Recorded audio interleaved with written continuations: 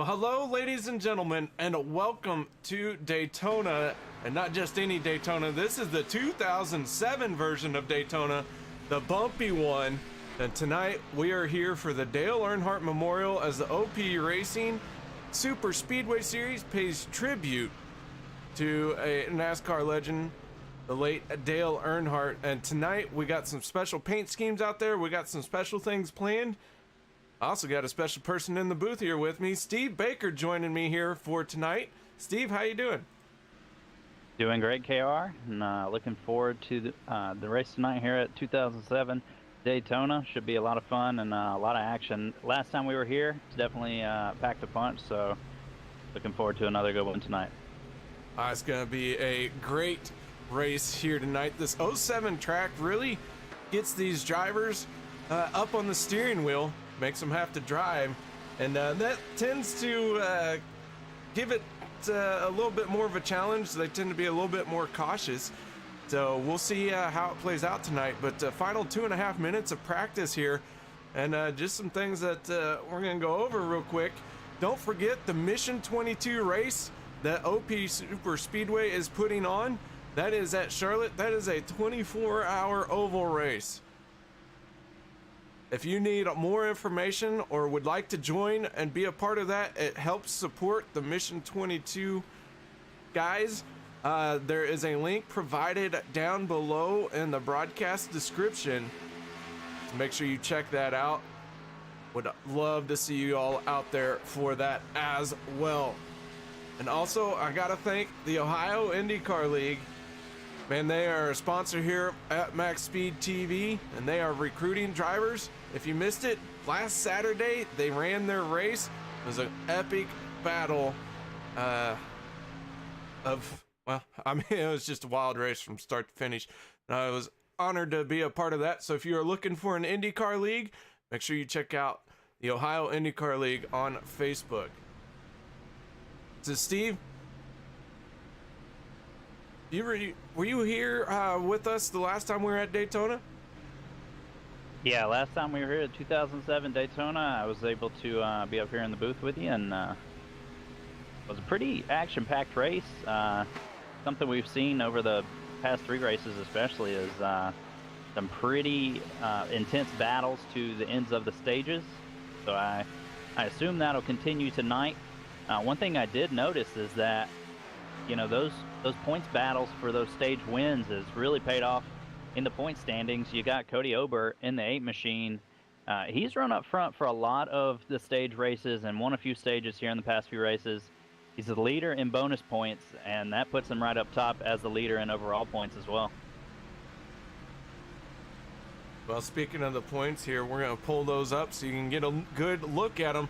And just so you can see how hard it is to get a win in this league, all of our race winners are sitting outside the top 10 in the points.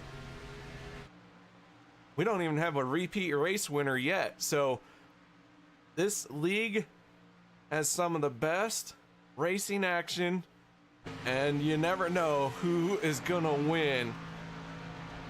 I don't know, could be any one of these guys, could be somebody in the top 10 in the points this time, and that will be a big boost to them. But practice is over. It's time to move on into qualifying. So while we're getting ready for that, Steve, what's it take to get around this Daytona Speedway fast? Well, this one in particular, like you said, the bumpiest of the 3 restrictor plate tracks that we go to. So that's going to really restrict the 3-wide racing that we will see here tonight. Not saying it's not going to happen, but usually it's not going to come out until a little bit later in the race. Is no reason to risk it too early on. You might see it come out for a stage win point. That being said, to get around this place, you're going to either want to be right up front or right in the back. Being in the middle is going to be a dangerous place to be with how bumpy this place is. And especially if you're on that outside lane, one thing you got to keep in note is that bottom lane is going to come up off the corners every time they hit a bump through the corner. So you're going to want to make sure that you give them room. Otherwise, you're going to end up in a wreck. So those are some things to watch out for as we have qualifying starting. And those are going to have to be on the drivers' minds throughout the race. All right, right now we're watching the 7 machine of Josh Milam You can see he's running that high line, trying to burn off a little bit of fuel and gonna drop down here. And now he is on the clock for his first lap in that 7 machine. And Josh Milam gonna run that high side this lap. So we'll see just how much of an advantage he can get. The closer you can get to that wall, the better off you're gonna be.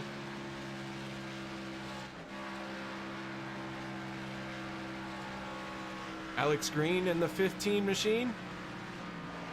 He's on his flying lap now as well. As you can see, all these drivers are all going to start hitting that wall, running that upper line.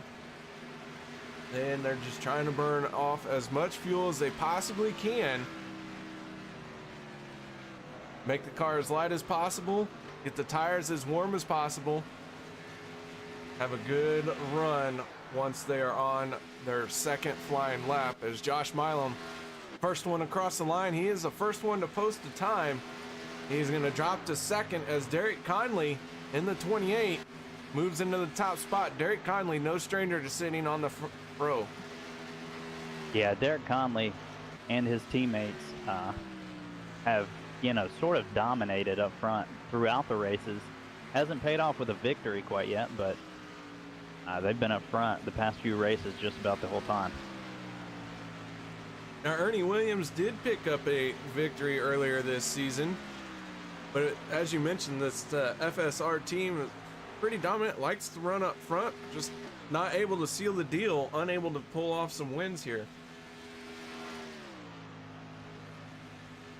Yeah, and that's something I'll probably be on the lookout for tonight as well. You know, you've already got Derek Conley up front qualifying with a pretty fast time. He's going to start up front, and I wouldn't be surprised to see you know, the rest of his team up there as well. You see Josh Milam already up there on pole as they run. Still a lot of cars out there left to make a time, so we'll have to wait and see if that holds up, but they usually come out here with some fast machines. David McCullough in the 2 machine, he's out on his qualifying lap, running a white Budweiser paint scheme. The 4, Rick Seabrans, he is currently in 11th. Go ahead, Steve. I was going to say, and not the only Budweiser machine out there tonight. Going through the field, and Cody Ober, actually coming out of the pits just now, is running a Budweiser King of Beers number 8 machine. Rick Sebring is going to jump into the 3rd spot. We get a good look at the 8 of Cody Ober. Kind of looking very stout. Nice new throwback paint scheme, tribute paint scheme there. So the Dale Earnhardt Memorial brought out not only some talented drivers, but also some very talented painters. Some good looking paint schemes out there tonight. Yeah, absolutely, and including a few throwbacks, like you mentioned. I do want to take a step back and just, you know, go back to what we were talking about a few minutes ago, being that we're 8 races through the season and have yet to have a repeat winner. It just shows you the amount of sort of talent throughout the entire field here.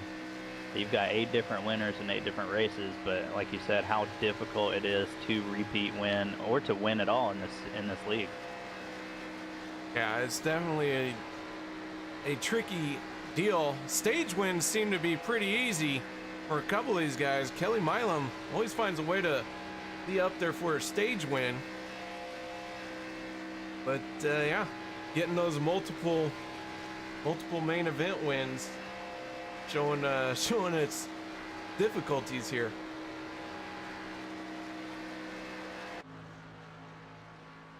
Right now, the 95 of James Mayer, he's pulling into his pit stall. And the 128 of Brad Ray, he is also hitting his pit stall. They are 10th and 11th respectively. And the 62 of Les Levy, running a very unique paint scheme. He might be extra fast tonight. Might be trying to run from the DEA. That is his father-in-law or brother-in-law, whatever it was. Either way, he is the one who knocks. A nice little tribute there to the Breaking Bad TV series. Les shutting it down. Good enough for 5th place for now.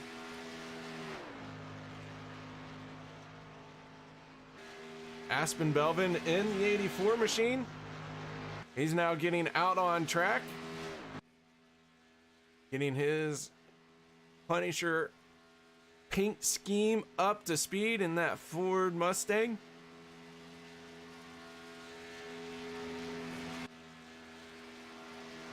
You see just how bumpy it is. Very, very tricky to run that high side here, not get into the wall. He is running it as close as he dares.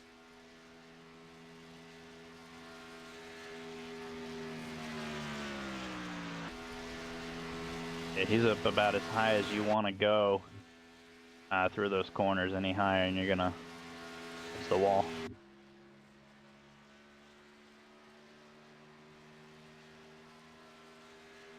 All right, so Aspen Belvin right now working his way around the track. Currently scored in 16th place. Cody Ober is going to post in 15th, and Aspen, the only car out on track for the moment.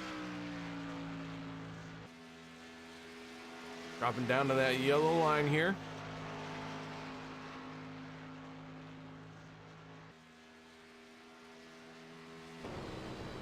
We'll see. Oh, it's got a black Oakley helmet on. And across the line he's going to go. And he is going to move from 16th to 11th. But guys, we're going to step away as we always do here and play our national anthem. Not only that, but we have a new version of it. So enjoy.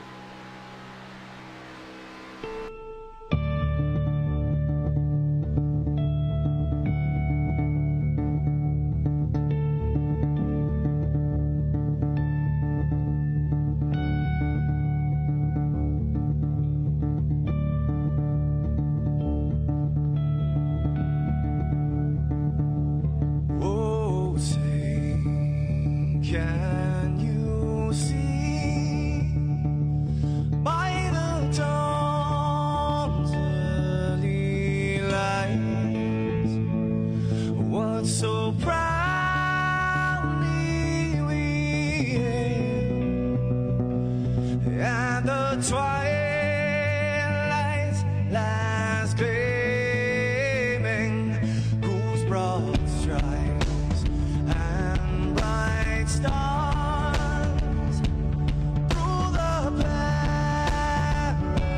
perilous fight. Oh, the ramparts we watched were so gallantly streaming, and the rocket train, the bomb busting in air, gave proof through the night that our flag was still there. Oh, say, does that star-spangled banner yet wave o'er the land? I'm not afraid. You're the home of the brave.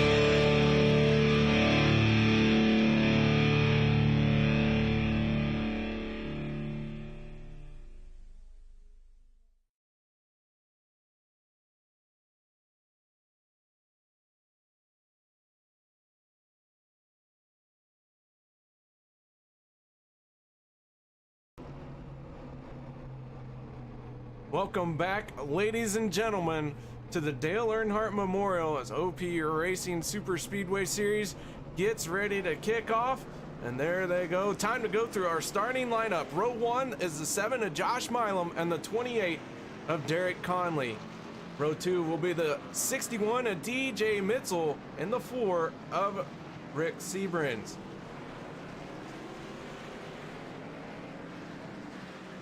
Row 3 will be the 62 of Les Levy and the 2 of David McCullough. Row 4 will be the 02 of David Overstreet and the 15 of Alex Green. Row 5 will be the 07 of Scott Bellum and the 39 of Jacob Sayers. Row 6, the 84 of Aspen Belvin and the 95 of James Mayer. Row 7 will be the 128 of Brad Ray and the 46 of Kelly Milam. Row 8 will be the 51 of Travis Elliott and the 8 of Cody Ober. Row 9 will be the 42 of Chris McCullough and the 14 of Cody Eldred. Row 10 will be Mark Vega, who's gonna be our honorary pace car here tonight and our race control, so we appreciate him doing that here tonight. And the 89 of Kenneth McCullough. Row 11 will be Ben Peterson and the 18 and the 3 of Robert Payne. Row 12 will be the 82 of Daniel Harrington and Stephen Herman in the 71. And the 30 of Todd Poston will make up your last starting spot. All right, folks. iRacing has thrown the green flag. But now it's time for our tribute to the legendary Dale Earnhardt, as this is the Dale Earnhardt Memorial. As Robert Payne is making his way to the front in that 3.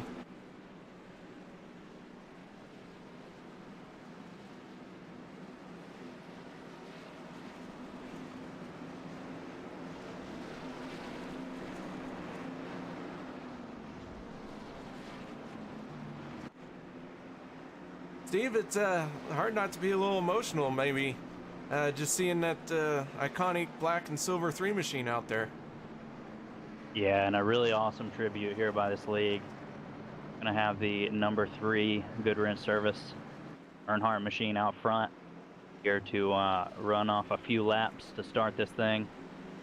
It's still under yellow, but pretty cool little tribute here that they're doing, and love to see this kind of thing on the iRacing service. So what they will do is they plan to go green flag racing on lap 3. So the first 3 laps we're gonna pace around. Then it is back to business as usual. We will have 2 stages. Tonight's stage 1 will end on lap 28. And stage 2 will be lap 53.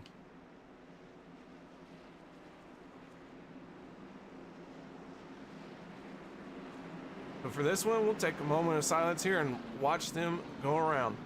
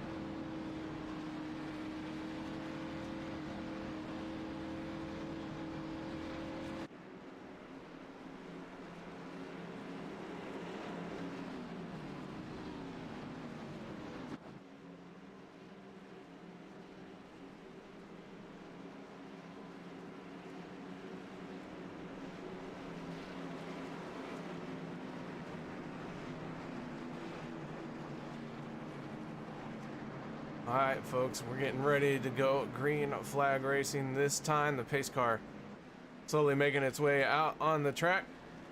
As you can see, that is Mark Vega making his way through the field here. He is going to be our pace car. The 3 of Robert Payne dropping back into position, honoring a legend as only us iRacers can, and as we are able to. This race gonna go green flag here this time. Down the front stretch, those engines are gonna sound off, and we're gonna get after it. So, Steve, you've done a tribute. All that's behind you. Now you gotta focus on what's ahead of you. 250 miles here at this bumpy track. How do you prepare for that?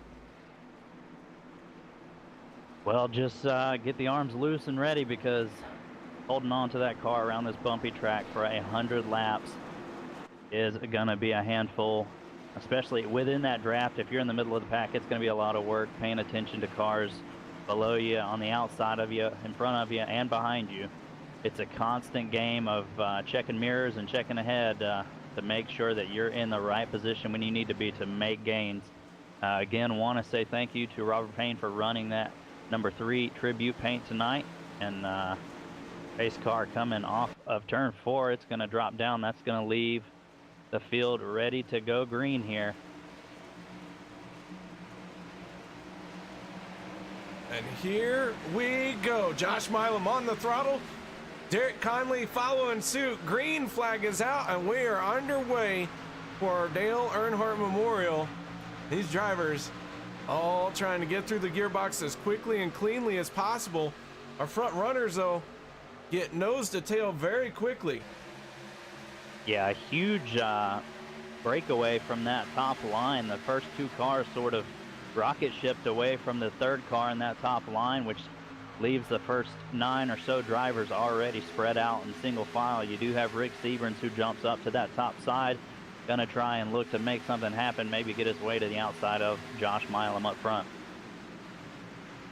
Seabrans running that high side all by himself, but here comes the 15, Alex Green, with a hard charge, trying to close the gap. Derek Conley in the 28 gonna jump up in front of Seabrans. And now we got 3 cars on that outside lane starting to make something happen. Yeah, and we've seen this move a handful of times by teammates Josh Milam, Derek Conley. That team loves to control the front position of each lane. We saw it last week with Ernie Williams Jr. and Derek Conley. We see it again early on in this race. Oh, and Alex Green, he is not intimidated by those FSR drivers. He's looking to make it 3 wide. Derek Conley's going to abandon Rick Seabrans, so Seabrans is 3 wide now, all by himself in that 3rd lane.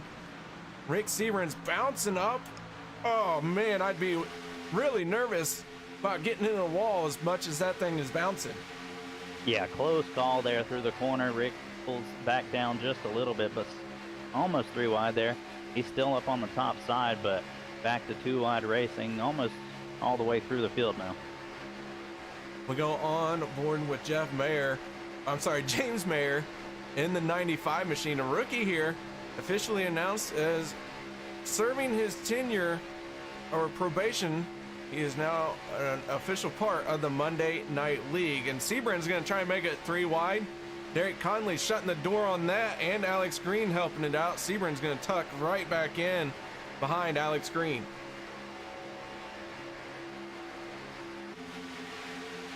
Alex Green starting 8th, already up to 3rd, and making a move to challenge Derek Conley for front position. He's getting pushed by the number 4 machine of Rick Seabrans. Teammates Derek Conley and Josh Milam still holding that bottom lane down. But at the moment, Alex Green looks to have some speed and looks to challenge for that front position. Aspen Belvin in the 84. He is tucked in behind the 8 of Cody Ober. Aspen Belvin, our inaugural season champion, looking for his first win on the season here. Really cool throwback paint schemes. You see the Pennzoil machine out there. Yeah, we've got the Pennzoil machine. We've got a throwback Jeff Gordon being run by James Mayer. We've got the Dale Earnhardt Sr. tribute Budweiser car from Cody Ober. It looks to be like a Michael Waltrip tribute paint or throwback paint scheme run by Alex Green. So a number of throwback paint schemes throughout the field tonight. Very cool look out there. Very cool. Just glad to be a part of this, I guess. Couldn't think of anything better to say than very cool. Yeah, and right now we've got a big move from the number 2 machine of David McCullough. Only car on that bottom lane going through 3 and 4 has made up quite a bit of ground. He dropped down past 4 cars. He's pulling up to behind the 46 of Kelly Milam now. He's going to gain a ton of positions there. We're riding on board with McCullough on our gyro cam. You see he's got his hands gripped on that wheel really tight, bouncing through these corners, man. You gotta hold a firm grip on this wheel through here. Yeah, and that's something we mentioned.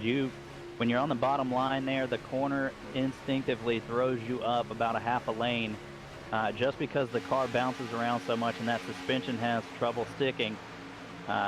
So sometimes you either compensate and you drop below that yellow line and get loose. Sometimes the track just tosses you up, and that can spell trouble on some occasions, but everybody doing a great job so far of keeping it clean, keeping it too wide throughout the field for the most part.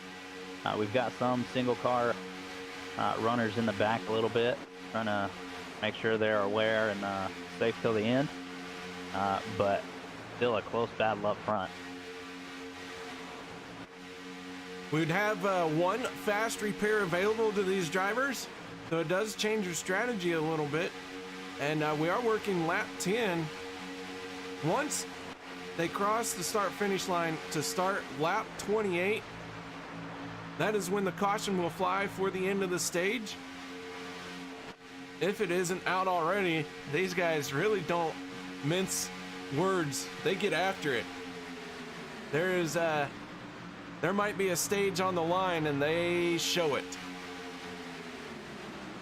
Yeah, sometimes the battles here for the stages are just as intense for the race win. And something to point out is I believe it's unlikely that they're going to make it to the stage end without having to pit for fuel.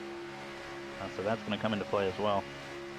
Our race analysis is we are doing 103 laps.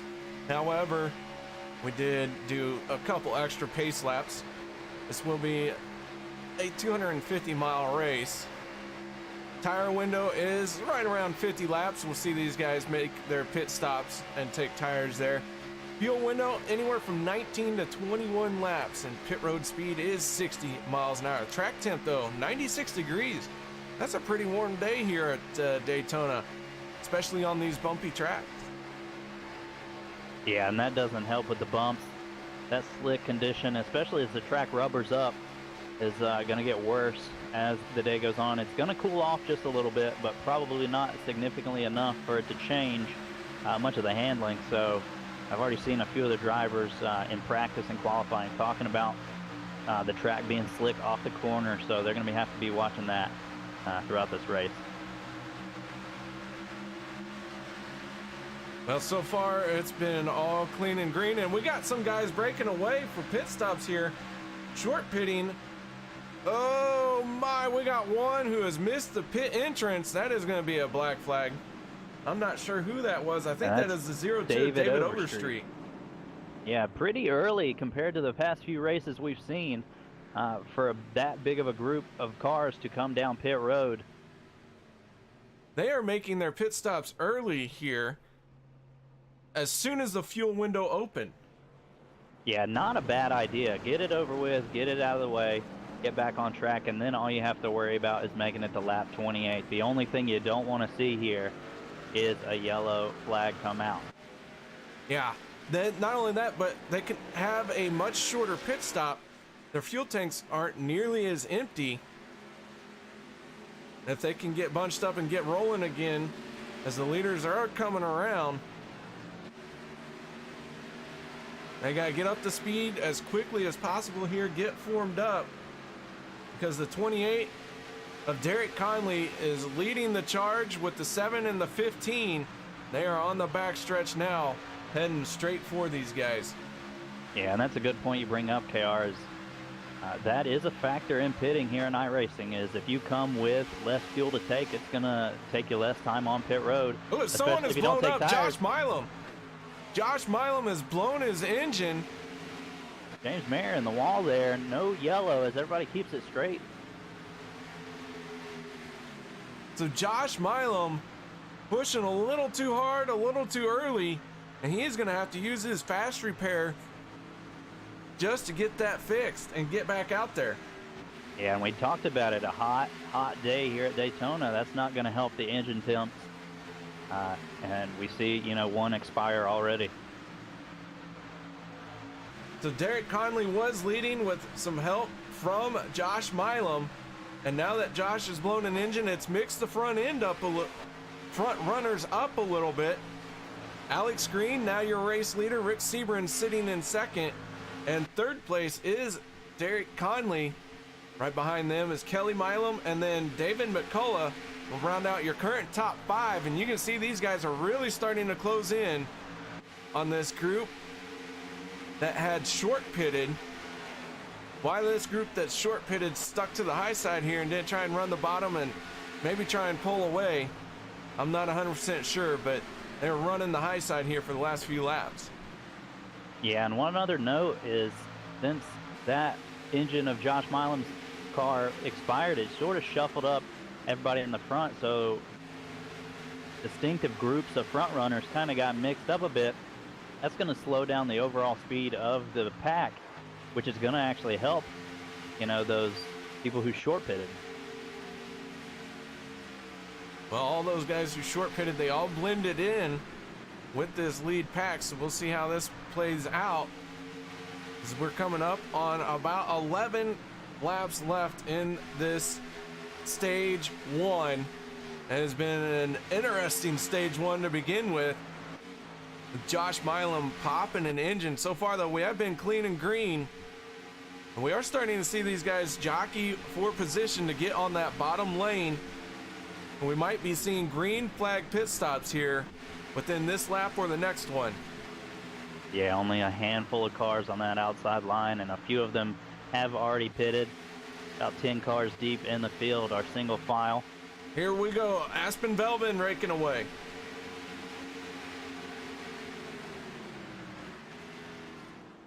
Josh Milam getting collected right there by the pack. He's going to go a lap down. The driver's on pit road. Josh Milam going a lap down here after popping the engine early on. Alex Green in the 15 is your race leader. He's got a clean track ahead of him.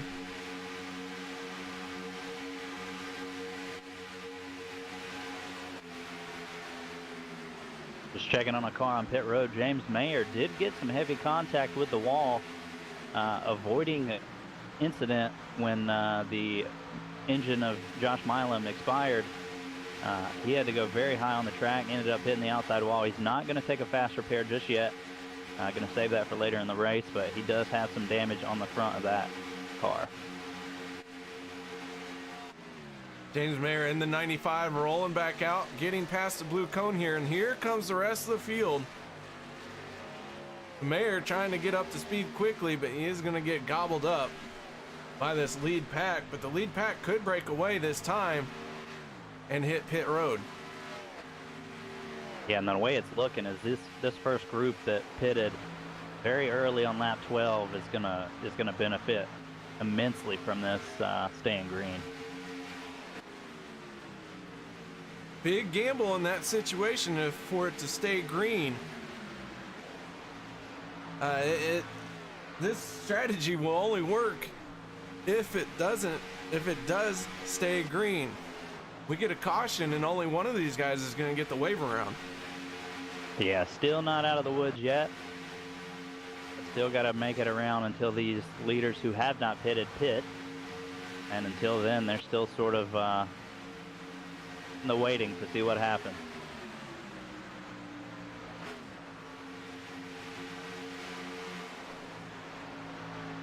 Ben Peterson in the 18 leading the charge for those drivers who are a lap down. Ben Peterson, DJ Mitchell, Les Levy. Those are the first three cars in the outside lane as we got another group of drivers hitting pit road. David McCullough, Chris McCullough, and Kenneth McCullough. The McCullough tribe is out there. White trash racing. But I say you'd like to think that that was some planned teamwork.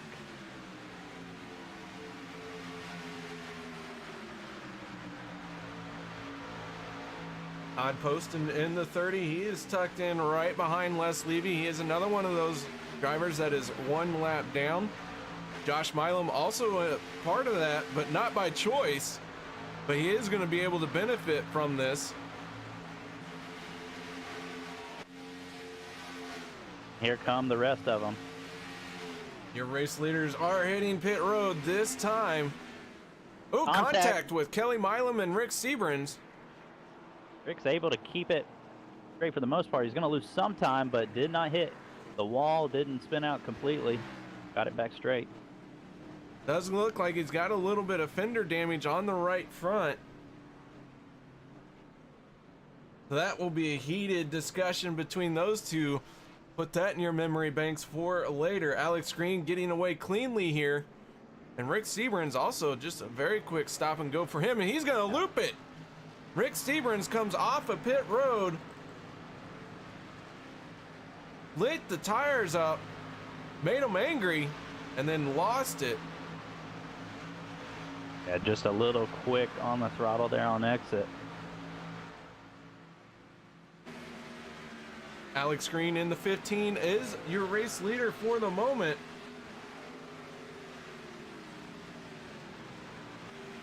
But we have the McCulloughs, David McCullough in the 2. He got away very early, very quickly. And then Aspen Belvin and Travis Elliott. These guys have made their pit stops too. And they got hooked up and are working together. And now Aspen Belvin in the 84 is your race leader. So as we saw, those group of early pitters getting the most of the situation now that the field has pitted through green flag pit stops. Just a handful of laps left here in the first stage. Aspen Belvin, followed by Travis Elliott and David McCullough, out to quite a big lead. The field's kind of broken up here into a bunch of 2-car, 3-car packs. It's going to be tough for a big group to catch the leaders before this one ends. Aspen Belvin leading the 51 of Travis Elliott. David McCullough in the 2 tucked in right behind him. Alex Green in the 15. He is currently 4th with his teammate Cody Ober right behind him in the 8. That makes up your top 5 for the moment as we're looking at 4 laps left in stage 1.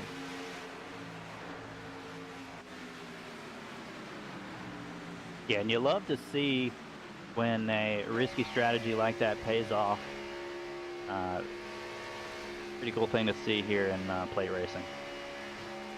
Aspen pulling up high, getting passed by Travis Elliott and David McCullough. Not sure why he pulled out there. David Overstreet in the 02 going 1 lap down. He will be the first car 1 lap down. Looking for that wave around here. That will be an option to him here very quickly. And Cody Ober in the 8 running that higher line as now the 2 of David McCullough is moving to the lead. And a few more cars joining the party up front as Alex Green and Cody Ober get to the back end of that group of 3. There's still a pack of 3 behind them that includes Kelly Milam, Kenneth McCullough. It looks like the 0-2 of David Overstreet, though he is a lap down. Meanwhile, 3 wide for the lead up front. Alex Green, no stranger to trying to mix it up, and here it is working for him as he's got a teammate right behind him. Those 2 are going to run the high side, and now Alex Green is back out front in the 15. Yeah, 3 wide behind the leader, Alex Green. Cody Ober gets left. He's going to have to duck in behind Travis Elliott in the 51. Alex Green going to take over that bottom line.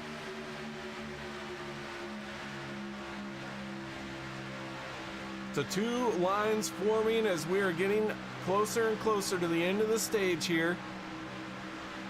David Overstreet in the 2, all over the back bumper of the 15, Alex Green. And it's going to be a fight between these top 7. The next car back is 4 seconds almost behind this lead pack. Should anything happen, I think I'd like to be 4 seconds behind at this point. Yeah, with how wild the stage finishes have been. Final lap for this stage. Once they cross the start-finish line, the caution will fly. And Alex Green trying to get some love from Aspen Belvin, but it's not going to come in time as the 2 machine of David McCullough going to drop down in front of him. Cody Eldred in the 14's got to hold on for just a few more feet. And at the line, David McCullough in the 2. And there is the caution. So your stage 1 winner is going to be David McCullough in the 2 machine.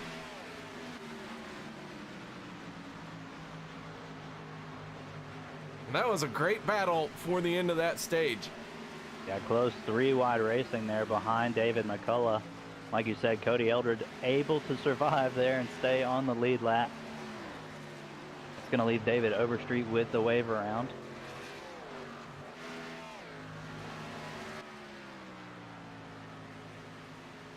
Your top 5 at the end of stage number 1, David McCullough, Travis Elliott, Alex Green, Kelly Milam, and Cody Ober.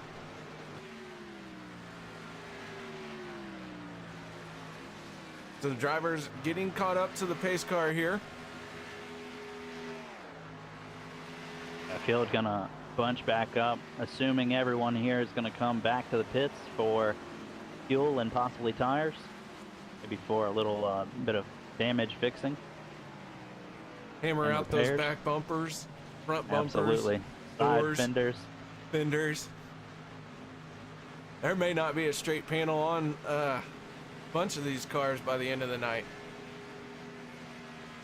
Yeah, this is one of those plate tracks where it's beating and banging. You're bouncing off the wall every now and then. You're bouncing off other cars.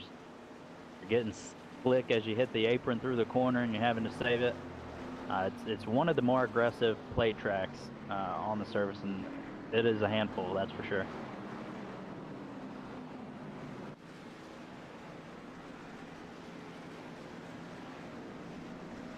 All right, field is caught up to the pace car. David McCullough in the 2, gonna be the first one to break for pit road.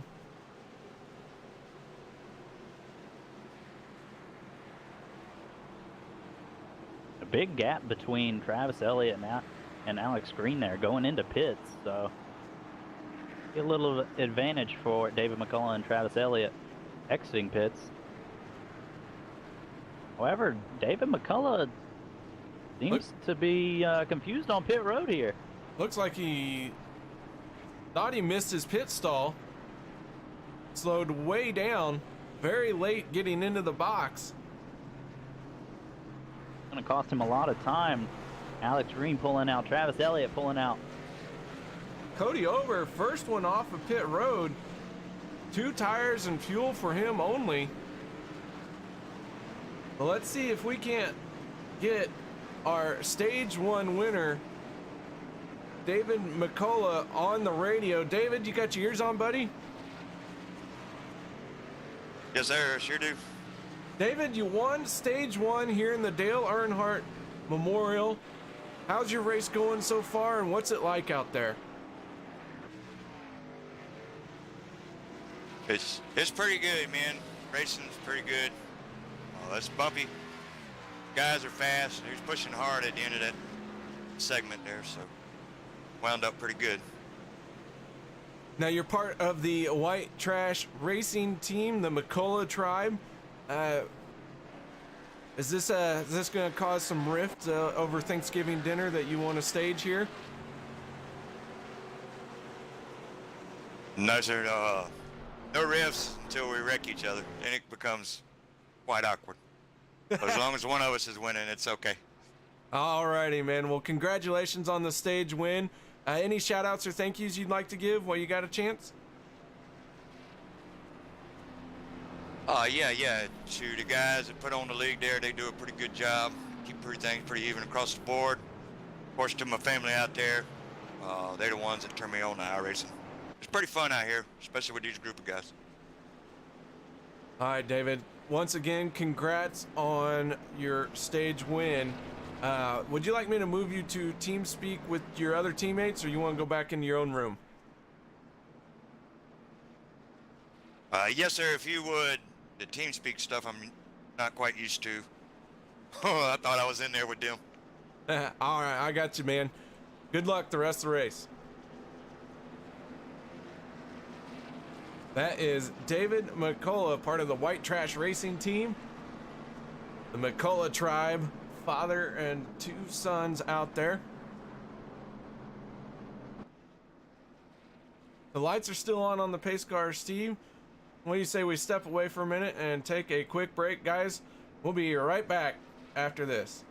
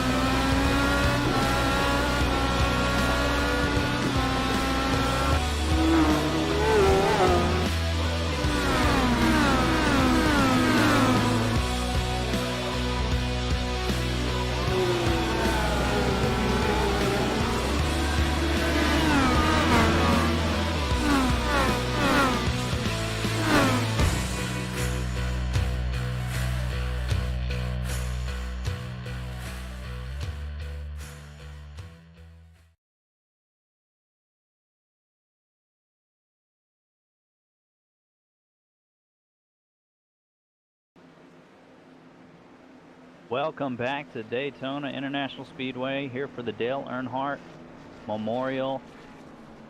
Cody Ober, your leader, about to start us back off on stage 2.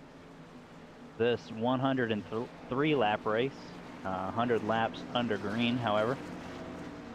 We're pacing coming to lap 33. Cody Ober, and to his outside, Travis Elliott. Your stage 1 winner, David McCullough. He's starting back in 9th position. Pretty exciting race so far. Pace car is about to drop off pit road, and the field will be left in the hands of Cody Ober in that 8 machine as the pace car pulls off. The flag is out, and this field gets back to racing. Travis Elliott in the 51, getting a good jump over Cody Ober. Got some help back behind him with Scott Bellum in the 07. But that inside line just so quick through that through the corner. But the outside line charges right back down the straightaway. Yeah, Scott Bellum making his first appearance here up in the front tonight. Started 9th this evening.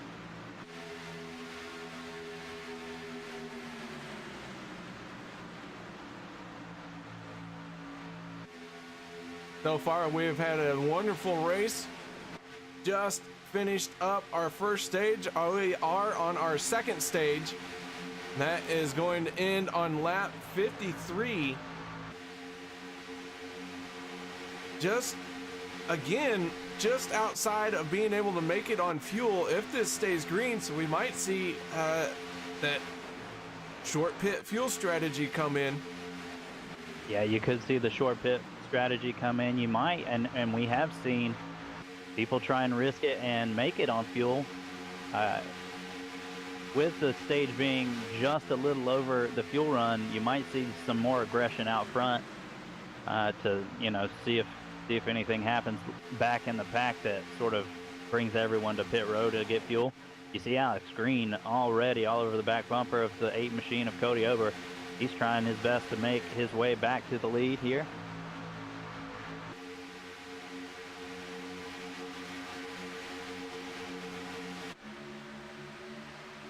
Cody Ober having some connection issues.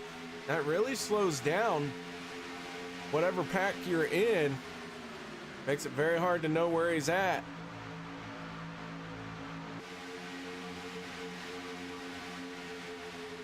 And that is actually draft lost every time he goes in and out like that. That is speed loss for that bottom line. Seems to be okay for the moment. Still hanging on to that lead. This is outside Travis Elliott and that Monster 51.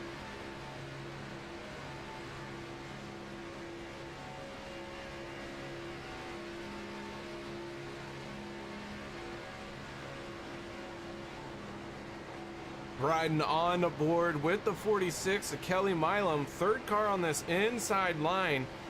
You see just how much that 15 is moving around through these bumps, along with that outside lane. And again, the 8's disappearing and then reappearing. That does cost these guys some time. As you mentioned, it is draft lost when that happens. And one thing I'm noticing even all the way throughout the field is there's no breakaway pack far back behind the field. We do have one 3-car pack, but they're only a half second back maybe. So nobody really hanging far back tonight. Everybody's up in the pack, looking to make moves, looking to make their way to the front to win these stages. Stephen Herman in the 71. He has lost the lead pack. He is all by himself. That is going to hurt him. He's got a long way to go, and probably will end up going a lap down before the end of this stage. Cody Ober is finally going to drop to the back here.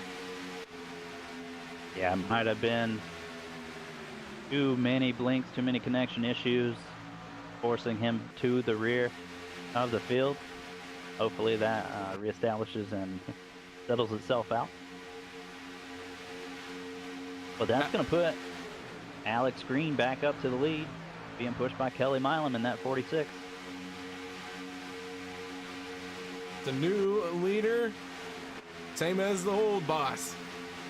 Alex Green back to the front in the 12 laps in the 15. So far, he has led the most laps out here tonight. But Travis Elliott in that 51, he would like to get a little piece of that pie. And Elliott has been out front for 4 laps so far tonight.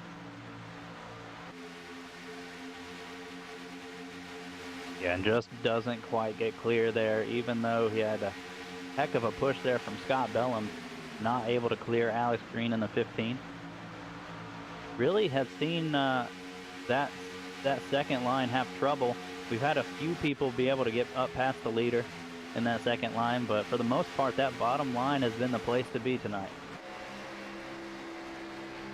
Looking out the back of Alex Green's machine, you can see this field of hungry drivers all trying to find a way to win this thing. Right now, the outside lane got a good run down the straightaway, but into the corner, Alex Green once again will close up.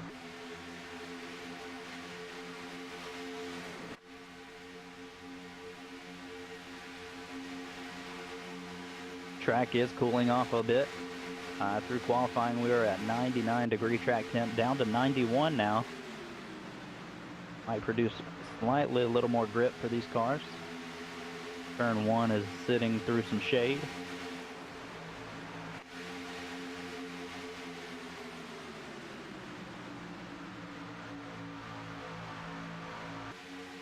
Down the backstretch, 2 lines, maybe a third line trying to open up with 2 cars right back there in the back. That is the 42 of Chris McCullough and the 89 of Ken McCullough. Kenneth McCullough has a race win on the season. Picked that one up just a couple weeks ago. So far tonight, he's right now started in 20th, currently running 23rd. Being very conservative, trying to make it to the end of this thing. Looks like he's been hanging out at the back here tonight.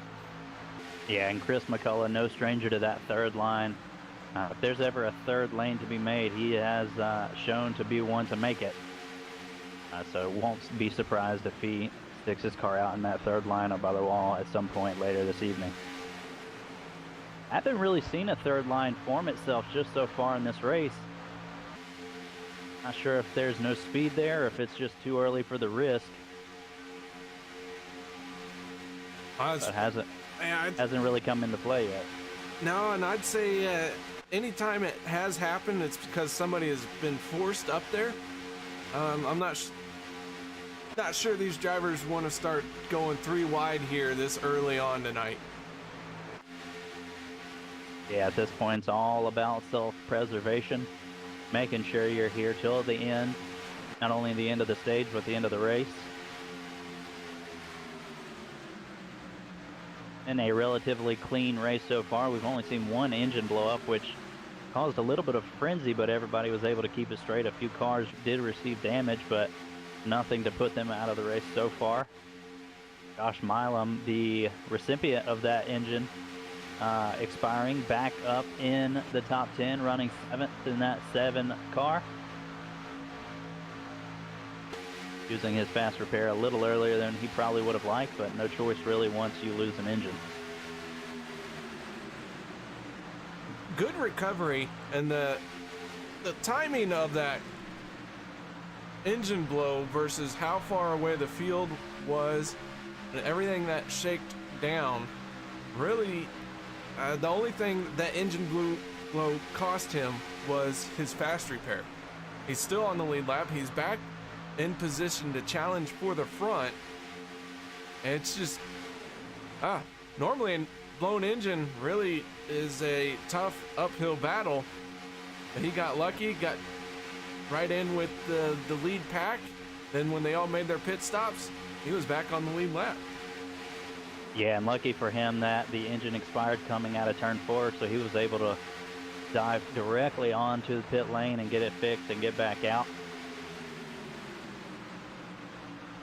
Still not a lot of movement up front. It's Alex Green. Outside of him is Travis Elliott and the 51 Monster Machine.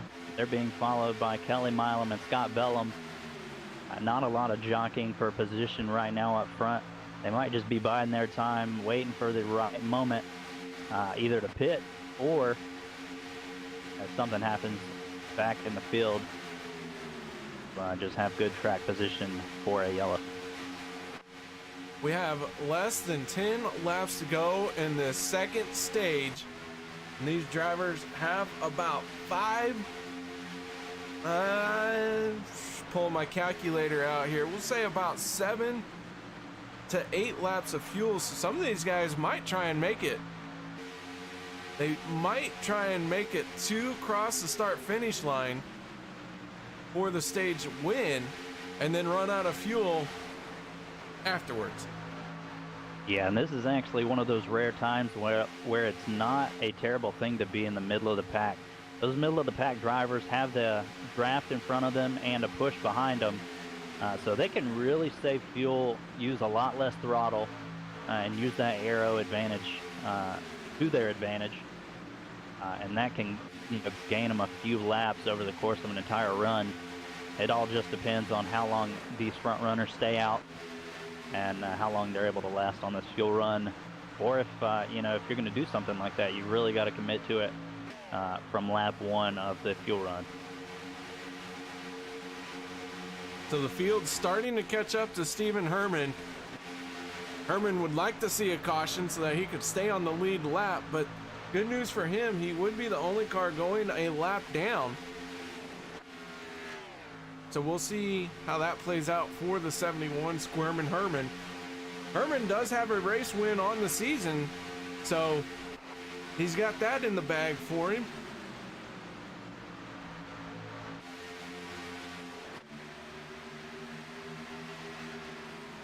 And the nice thing about tonight's race so far, so many drivers still on the lead lap, still in contention.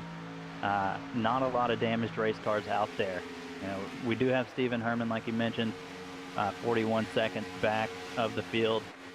But that still leaves, you know, if we're going to count him as being lapped, that still leaves 23 drivers pretty much in the pack that could make their way up to the lead. And Herman gonna pull on the pit road here.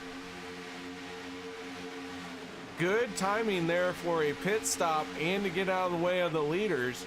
This could work to his advantage in more ways than one. Yeah, and Travis Elliott making a move up front, gonna dive down below the bottom line, gonna take that lead away from the bottom line from Alex Green. So now Scott Bellum leading that outside lane. He's in front of the 39 of Jacob Sayers. Bellum in the 07, the lead car in the outside lane. Jacob Sayers in the 39 tucked in right behind him. And a big wiggle by the 15 of Alex Green there. Yeah, we've seen a few close calls with Alex Green through the corner. Getting very close to that outside lane car. Hasn't cost anything yet, and Scott Bellum now making a run to the outside. That outside lane might be picking up some speed. So Scott Bellum now to the front. How much fuel has he been able to save? How much fuel has Alex Green and Travis Elliott saved, as they have been the two lead cars in our lanes for the most laps here in this second stage? Will be interesting to see who's going to come down pit road and win. And now that outside lane having a really good run with the 7 of Josh Milan pushing the 39 of Jacob Sayers. Jacob Sayers going to lead that lap, and looks like they're not done pulling away just yet. Yeah, a huge push. Both the 7 and 39 are going to clear Scott Bellum. They might be waiting on the 28 of Derek Conley to clear him as well, and he does.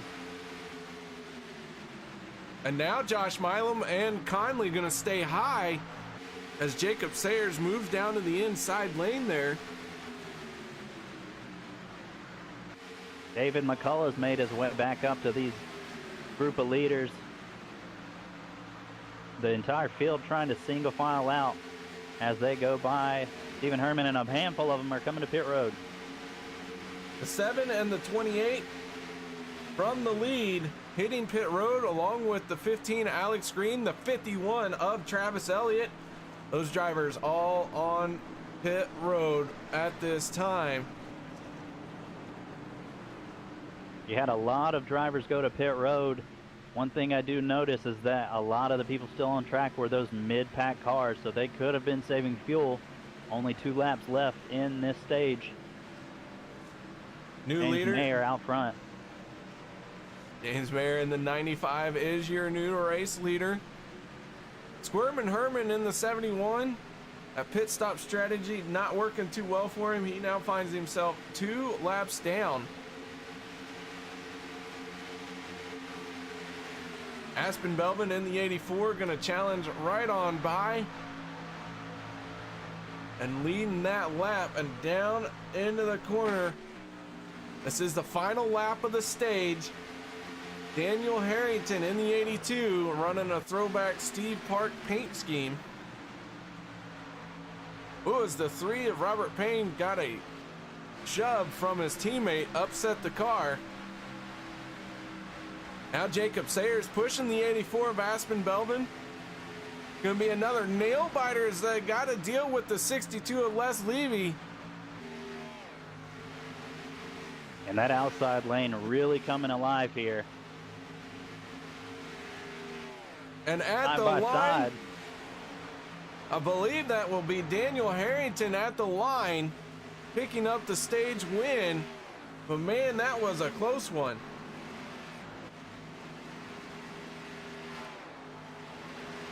Extremely close, a 6/1000th difference between Daniel Harrington and Aspen Belvin at the line.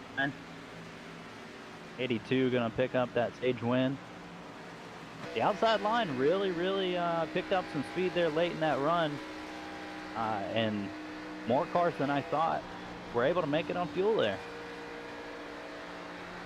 Yeah, they were able to stretch it. They're right at the limit of their tanks now. And I am just waiting on confirmation from race control, and there it is. The 82 Daniel Harrington is your stage 2 winner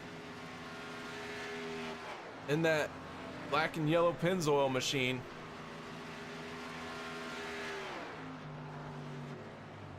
Now he's caught up to the pace car, but does he have enough fuel to make it to his pit stall?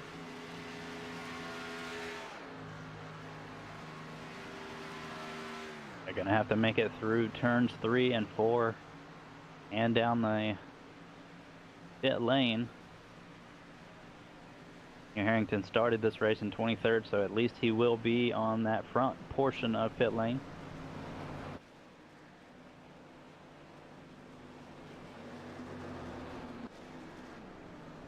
Aspen Belvin is in second, and your top 5 now for the end of stage 2 is Daniel Harrington, Aspen Belvin, David McCullough, who was our stage 1 winner, Rick Seabrans, and DJ Mitzel make up your top 5 after 53 laps. Here comes everyone down pit road.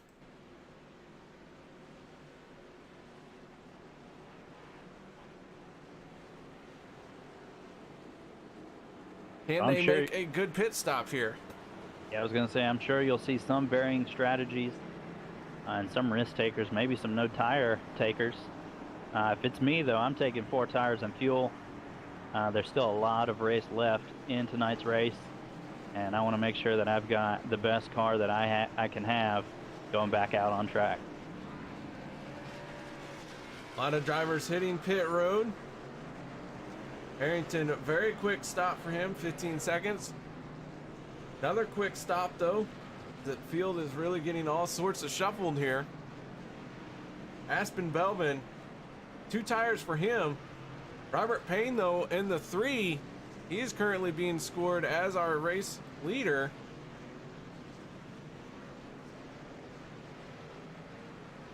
But Daniel Harrington, stage winner and a rookie.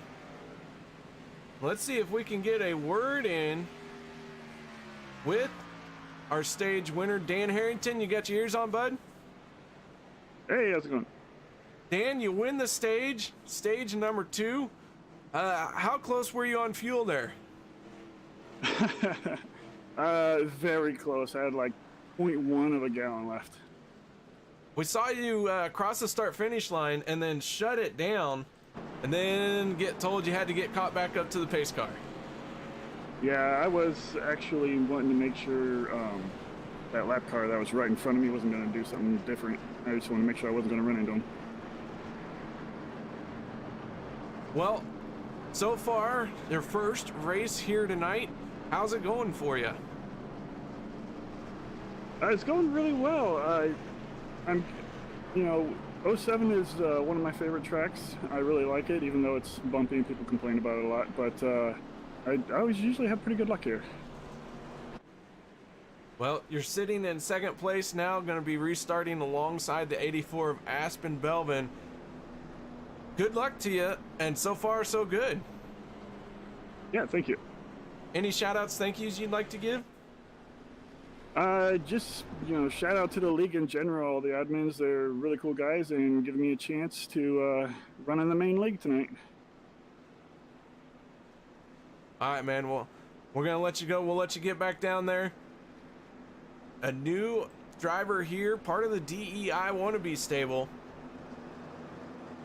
running a Steve Park paint scheme. But guys, we're gonna step away, we're gonna reset and bring you our final stage here tonight.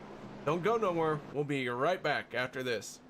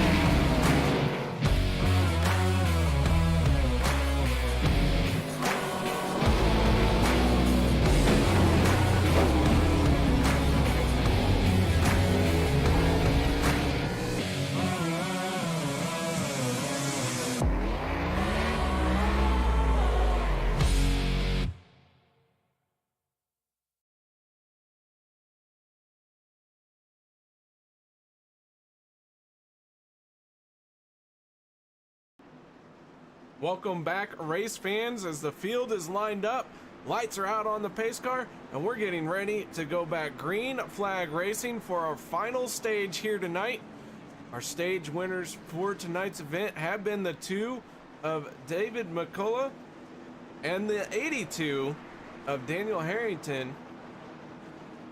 Those two starting first 2 cars in the outside lane.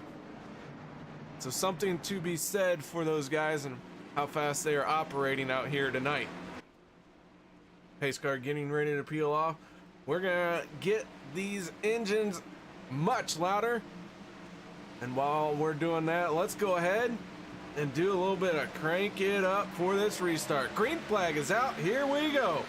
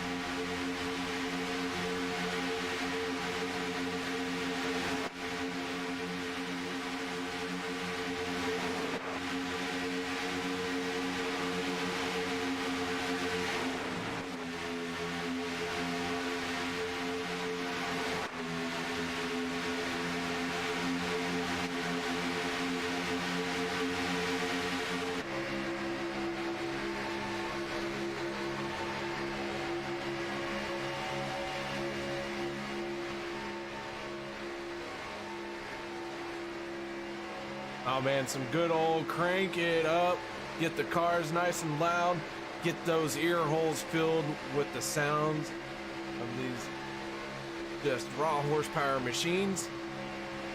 Right now, we are watching an epic battle up front as Ben Peterson in the 18 has gone for the lead. The 46 of Kelly Milam pushing him with Josh Milam right behind him. And then the 28 of Derek Conley. So 3 FSR drivers all in a row right there on that outside lane. And now Kelly Milam going to move to the inside here, and he's going to find a way around Ben Peterson.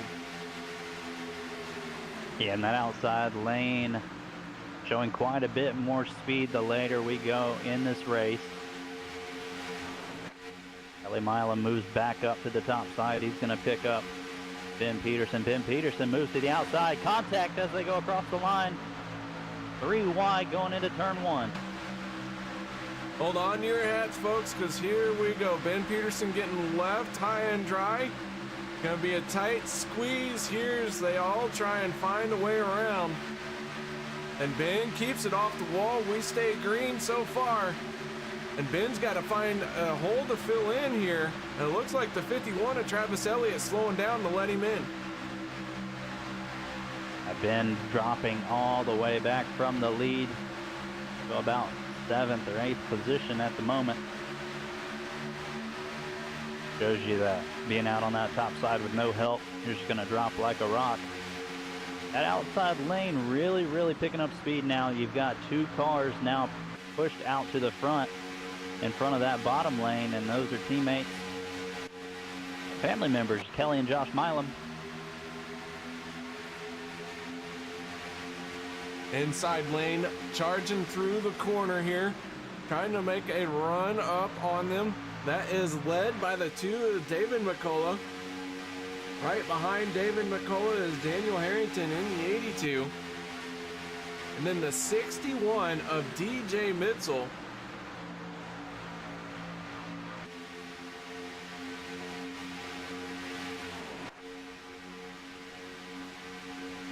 Field, everyone, I should say 22 cars on the lead lap. Stephen Herman is currently 2 laps down. And then Kenneth McCullough is also 2 laps down.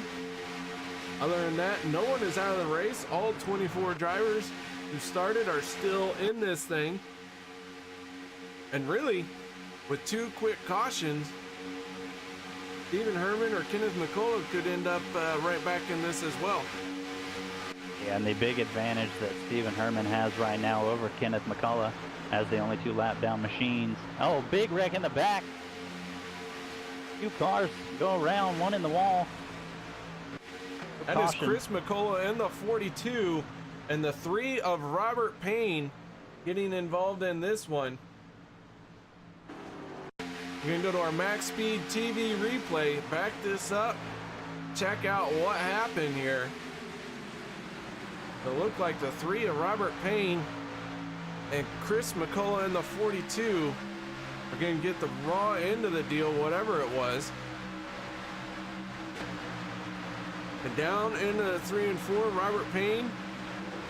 This little bumper hook from Chris McCullough in the 42 is going to spin Robert Payne spinning like a top. And Robert Payne back to speed, not a little bit of damage or a lot of damage to the front end of that machine, but I do believe he still has a fast repair left. Les Levy and Rick Sebrin's getting a piece of that as well. We are under our first caution for an incident here tonight. It looks like several drivers will be coming to pit road.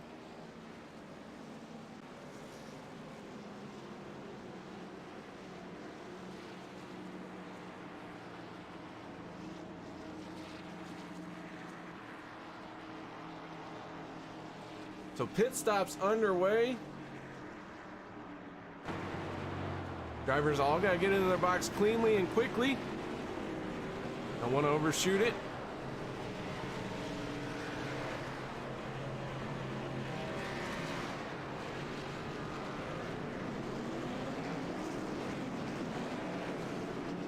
Rick Sebrin's in the 4. You can see some damage on the right front of that thing.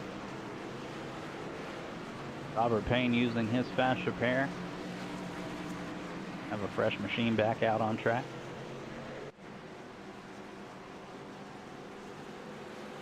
The Les Levy in the 62 was caught up in that incident.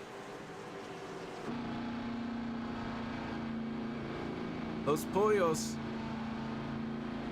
Breaking Bad paint scheme there. Kenneth McCullough in the 89. He is yet to make his pit stop.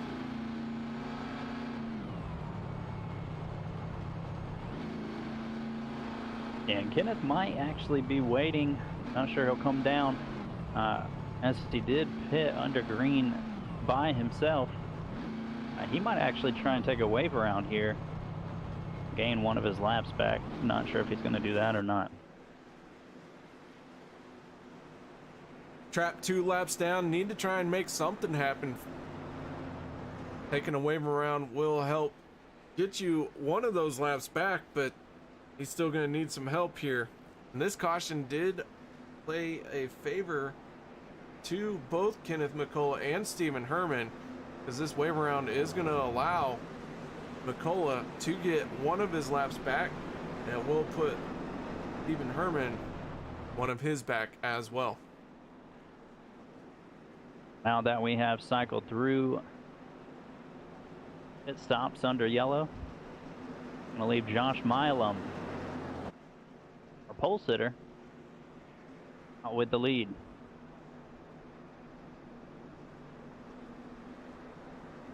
Josh Milam, your race leader,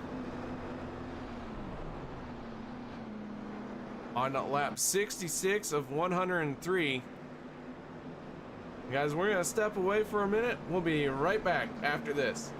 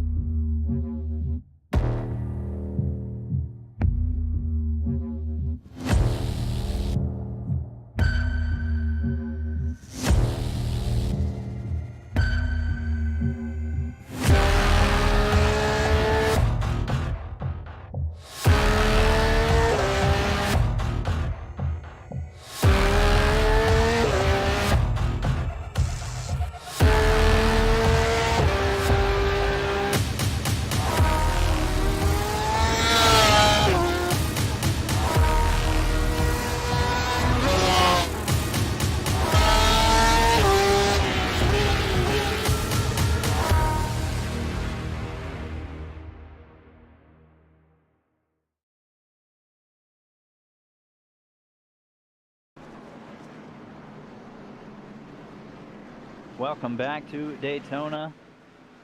Cars doubling up, getting ready to go back green. Like Josh Milam is going to pick that outside lane, leading the field back to green. And it's really become the dominant lane here. The later the race goes on, we're going to be closing in on lap 68 of 103. Stage winner David McCullough going to be starting in the lead of that bottom row. Still a handful of very fast cars, sort of littered all the way throughout the field.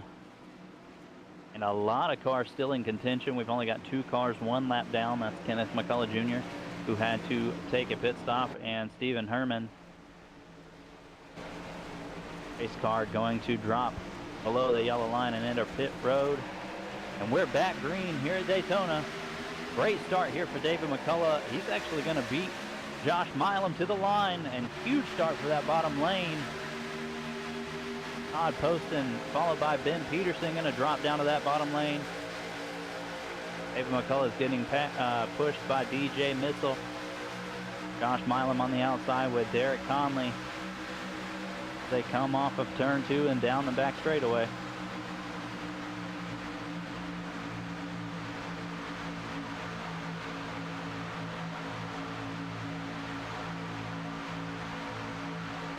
Derek Conley in the 28, pushing the 7 of Josh Milam. These guys staying on the high side this time, not running a drop down. Gonna start using that high side to build some momentum. And it looks like it's working for the moment.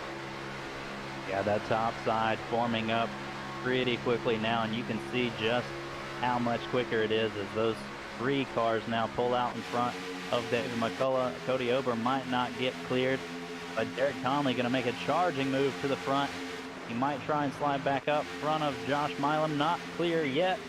Josh Milam going to be able to stay outside of the 28 machine as the 28 falls back just a handful. Cody Ober in the 8, pushing the 7 of Josh Milam. Ober, having settled out his internet issues, working his way back through the field. And now here he is, second car outside lane. So an up and down night for Cody Ober, but still a little bit racing left to go as we're just outside of 30 laps. Yeah, still plenty of time and still need for a full fuel run here for every car. A bit of a gap midway through the field as you see Derek Conley move back up to pick up his teammate in that top line. It's a good shove from his teammate. You saw his car wiggle, and it's going to give him a big boost down the straightaway and into turn 3.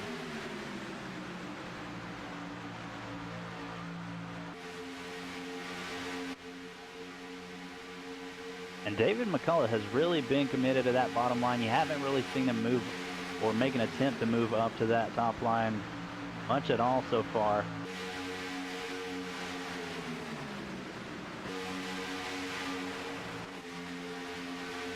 So side by side they go, with Derek Conley trying to pick the fastest lane, the lane that he needs to break up the momentum to hold on to that top spot.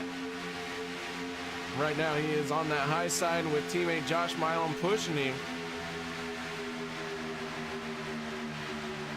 Yeah, and right now that bottom line is just sort of too broken apart to get the momentum it needs down those straightaways.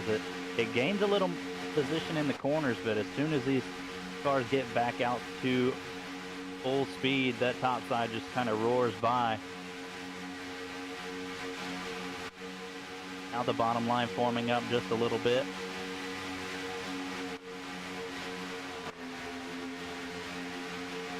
Meanwhile, back in the pack here, Alex Green in the 15 machine. Looking to the outside of the 84. Now he's going to tuck back in, and that is going to leave Travis Elliott in the 51. Trying to make it 3 wide here. And Elliott bouncing up. He is going to tuck back in. Not enjoying that high side through the corner there. They're going to lose just a few spots. Get right back in behind Alex Green. Rick Seburn's below him. Rick Seburn's in the 4. Fending off the 15 Alex Green for the moment. We go on aboard with Rick.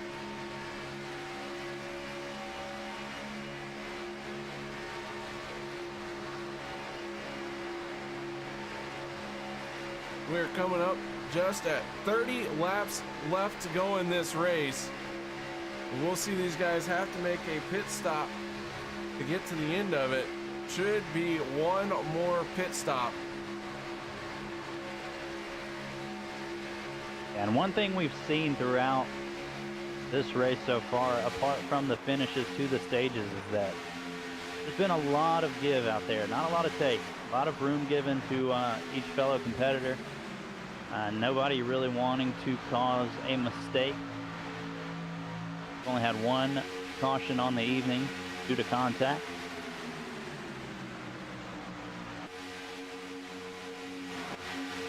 Business is going to start picking up, though. A lot of that give has been going on, and now we're probably going to start seeing a whole lot more take, and things are going to start getting busy as they're going to wind this race down. Not only that, but here in about 10 laps, we're going to start preparing for green flag pit stops. We'll see how that will work out. A lot of these guys are going to have to also tuck in to that bottom lane, so now they're going to start jockeying for position on the inside. Yeah, and what we saw happen at the end of stage 2 there was that allowed a lot of cars to sort of stick out on that second line a little bit longer and make up some positions. And it kind of was a hectic draw there at the end of stage 2 with a lot of cars jumping up on that top side, able to get by a lot of cars on that bottom lane since the top lane has picked up quite a bit of speed. Derek Conley, your race leader, with help from teammate Josh Milam in the 7th and Cody Ober in the 8th.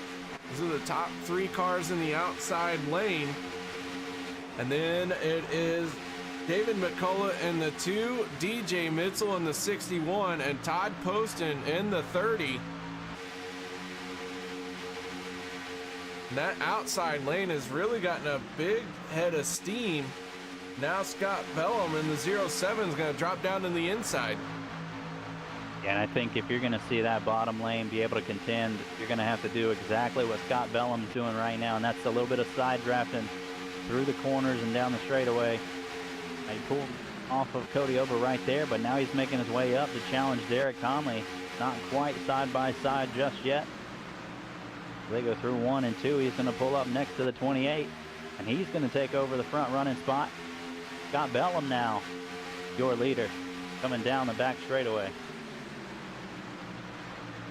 So Scott Bellum had a good head of steam, timed his move right, dropped down to the inside, and now he is challenging for the lead. Derek Conley in the 28, door to door they go. You can see these guys starting to get closer to each other as Kenneth McCullough is going to have to break away for his pit stop here. He is a little bit off sequence. He took the wave around, hoped for another caution. That caution never came for him, so he has got to refuel that machine and get it done quickly in order to avoid going down another lap. And that being said, the other lap car of Stephen Herman is now 12 laps down and out of competition for the rest of this evening. Stephen Herman hanging it up early here tonight. We were unable to get a word in with him as to what happened.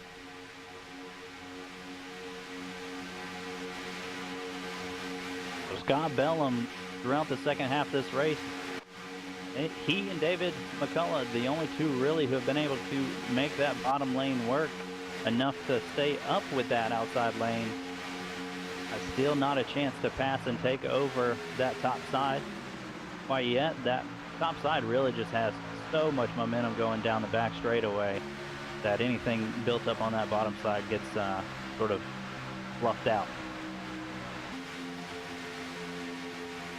Back at the back as we go on aboard the 14 of Cody Eldred.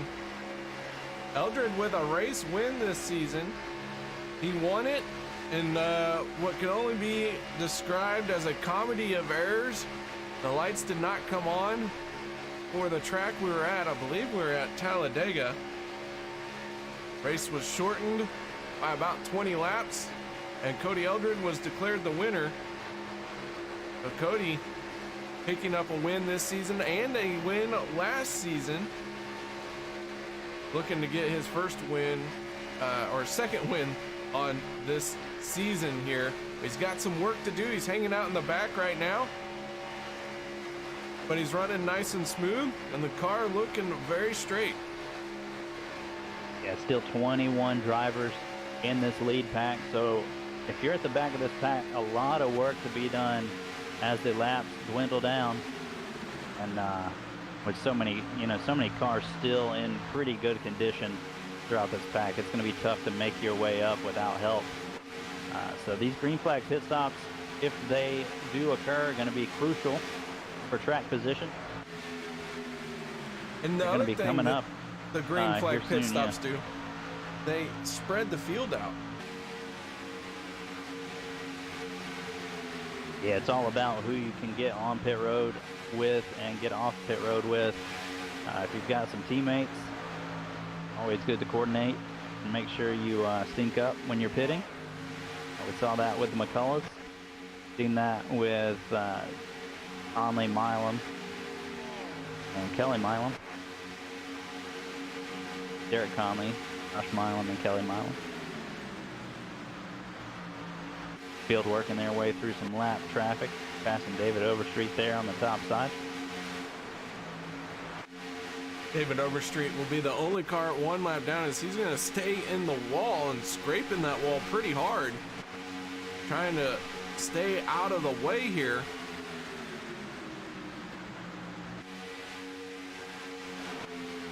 But We now are just about to the point where fuel run will make it once these guys pit. So we're coming to lap 83. So just a few laps here before they pull down to pit road and up their last pit stop of the evening. Derek Conley in the 28 has moved down to the inside. Josh Milam in the 7. He's also clear of Derek Conley. We'll see him drop down here. That will probably leave the 8 of Cody Ober out front on the high side. You gotta be thinking about how you're gonna get to your pit stall if you're in the outside lane.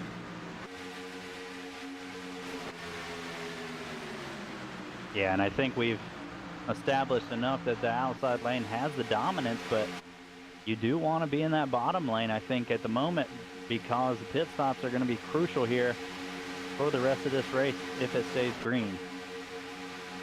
See it, Cody Ober and Josh Milam now diving down to that bottom lane. Only a handful of cars still left on the top side, so these cars throughout the field getting ready for green flag pit stops. Try and get on and off road as fast as possible.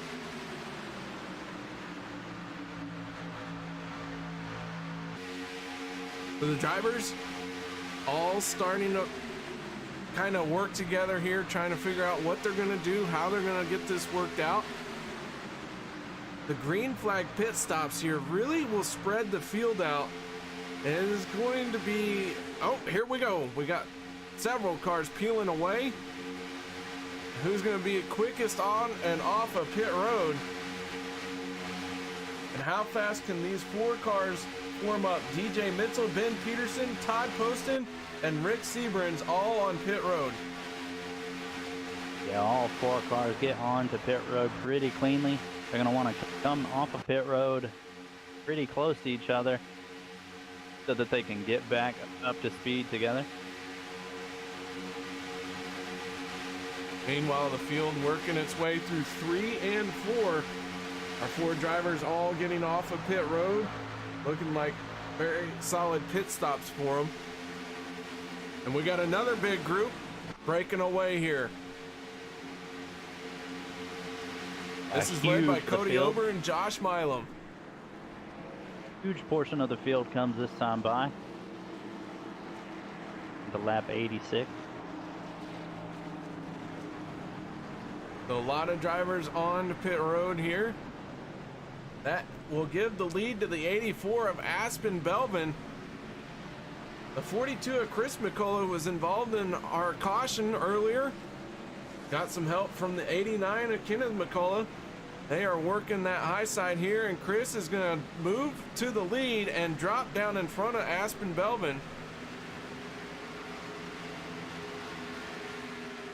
And now this group is going to come to pit road. Yeah, I was just about to say, you got to think the rest of them come around this time.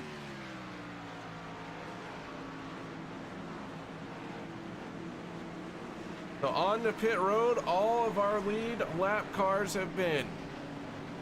Now, we just got to wait and see how this shakes up, as the 7 of Josh Milam is our race leader, with the 28 of Derek Conley right behind him. Well, when I say race leader, I mean he is the first car that has completed a pit stop and is getting up to full speed. Derek Conley making a move on him to the inside. And we got several drivers. You're going to see a lot of up. cars. I was going to say, you're going to see a lot of cars making moves at this point in the race, because since the field is so spread out, you're going to have groups of 1, 2, 3, 4, maybe 5 cars that are going to be closing fast on other groups of cars, and then you can really, really make some moves, make some passes and positions up before this pack gets back together to close out this race. Chris McCullough in the 42 retains the lead through his pit stop. He's just got 2-car group here. The big pack is on its way. It'll be interesting to see if McCullough, Aspen Belvin, Cody Eldred, and Brad Ray can stay out front of this huge group that's going to close in on him here in the next lap or so. One way to do it is exactly how they are. Go side by side. Take up a lot of space on the track. Exactly. If they can't get around you, then you don't have to worry about how fast they're going. No. So Cody Eldred to the outside of Chris McCullough in the 42. And the big pack is going to join them. Looks like everyone starting to form up on that outside lane. And that is going to leave Chris McCullough and Aspen Belvin out high and dry here. And a good job there by Cody Eldred and Brad Ray, slowing that momentum down from the trailing cars of Derek Conley and Josh Milam.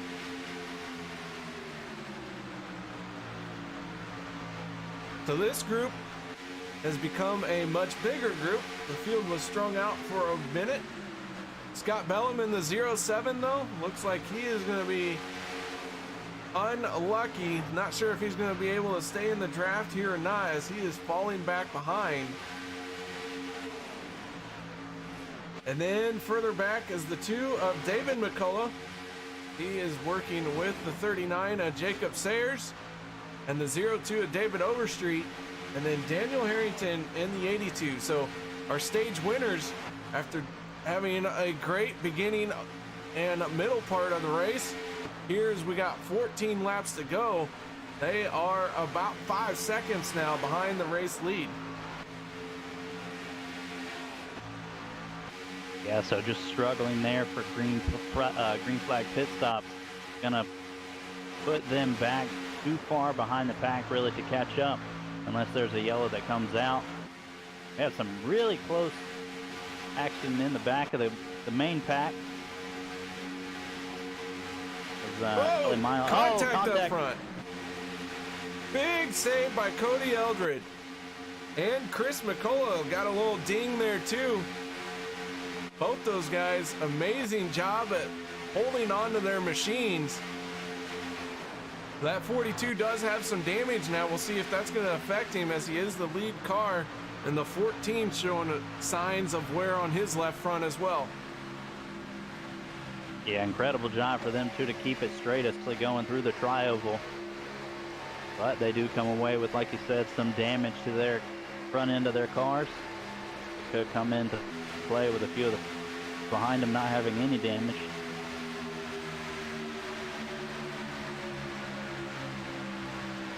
So across the line, Cody Eldred leading another lap. Chris McCullough in the 42 on his inside. We've got 16 cars in this lead pack.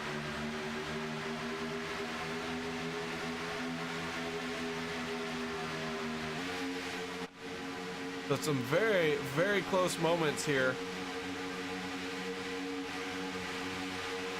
Do want to point out that the 07 Scott Bellum was able to draft up. He is part of this group.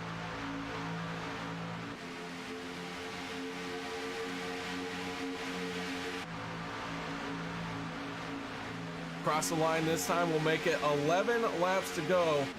But getting down to the nitty gritty here.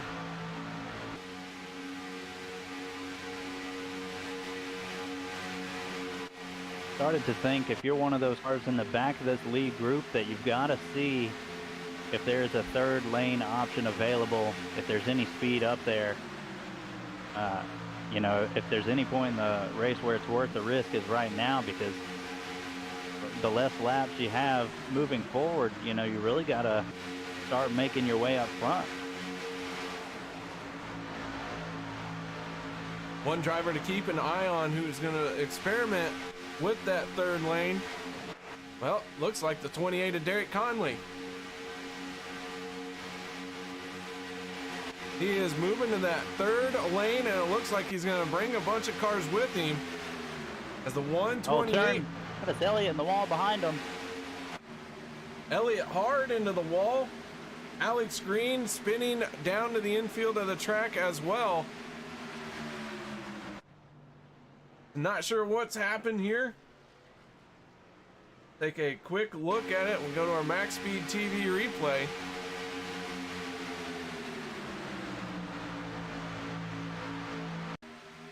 Gonna group field back up together.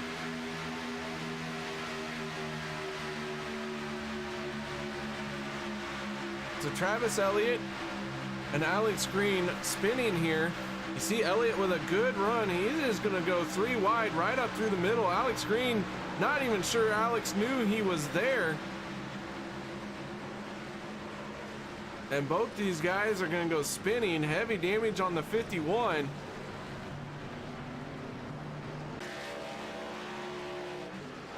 But Cody Eldred in the 14 holds on to the top spot. And I doubt you'll see really anybody from the front go back down pit road. Track position going to be crucial here. No, I wouldn't hit pit road at this point either. I would stay out. I've made my fuel stop. Super Speedway Racing. And just stay out there. Maybe if you got some damage and you're in the back, come down pit road, but for sure, the 14 is going to stay out. 42 will stay out. No reason for them to come down. Yeah, a few of these front runners do have damage. Cody Eldred showing signs of front end damage. So is Chris McCall on the right front. Brad Ray's car is looking pretty clean, but Aspen Belvin and Josh Milam all have a little bit of front end damage. 128 of Brad Ray is going to break for pit road.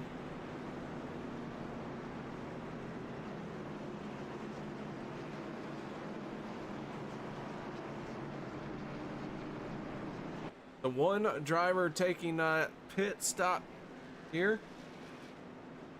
And at this point, if you're coming to pit road, it's a handling issue. You're going to want to get tires. You don't need fuel at this point. He might have just thought, you know, his car was a bit too much of a handful at this moment to stay out.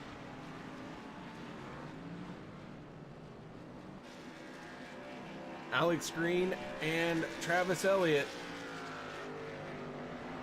using fast repairs to get back out there.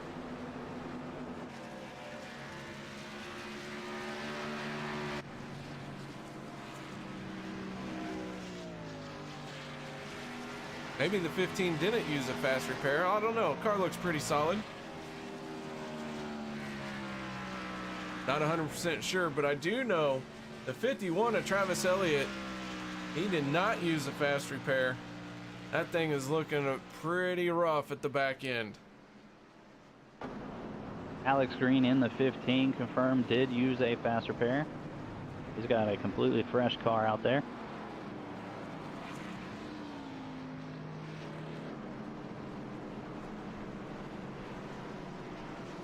All right, so Travis Elliott got some work to do. Got some damage on that thing, so he needs to make sure he does not lose the draft. With only a handful of laps left in this thing, got a shot at staying with the group. Maybe even taking advantage of a bigger crash that could happen, and would be able to work his way through that. And you see him coming back down pit road now and try and beat out a few more of those dents. You're at the back of the pack with that much damage. It is going to be tough to stay with the field, but he comes back down and uses a fast repair, so he too is going to be fine for the rest of this one. Could have had some issues on that first time through pit lane. Yeah, forgot to check the box. Oops. Been there, done that. So we are pacing on lap 97 of 103.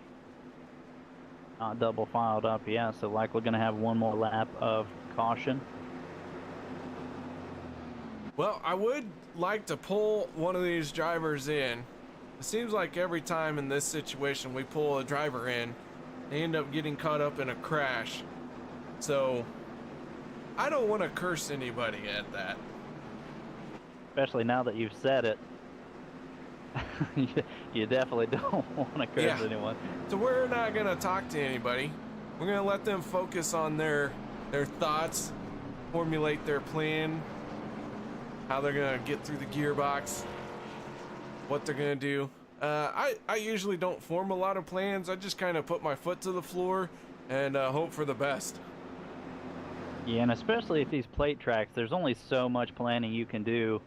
It's really just a fly by the seat of your pants kind of race where you've got to make your game plan on the fly.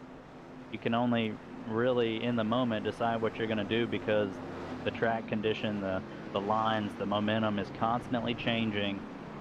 It's a 200-mile-an-hour chess game. Absolutely. Well, guys, want to give a huge shout out to everyone watching tonight. Thank you so much for everyone on the YouTube side of things. Make sure you give this broadcast a thumbs up. It goes a long way for these drivers. They appreciate those thumbs up, especially for this being the Dale Earnhardt Memorial. A lot of paint schemes came out tonight. A lot of hard work went into planning this event. So yeah, if you could make sure, give them a shout out, tell them you appreciate it, put on a heck of a show for you guys. Thank you so much for watching over on YouTube. And on the Twitch side, hey guys, thanks for joining us as well. There isn't a thumbs up there that you can hit, but don't forget, hit that follow button. That way you know what all the best racing action is going to be coming right at you. And yeah, good times. Field's formed up, Steve.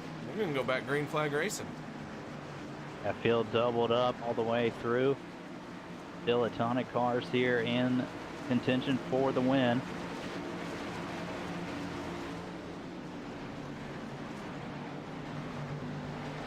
Cody Eldred, your leader, going to have control of this restart.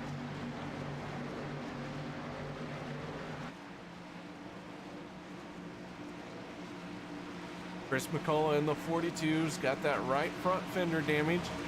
About to find out how that is going to affect him for this restart.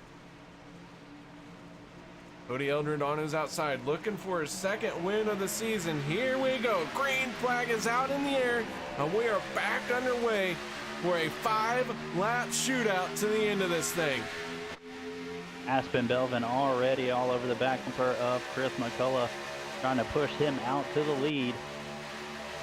Meanwhile, Travis Get a great Elliott restart.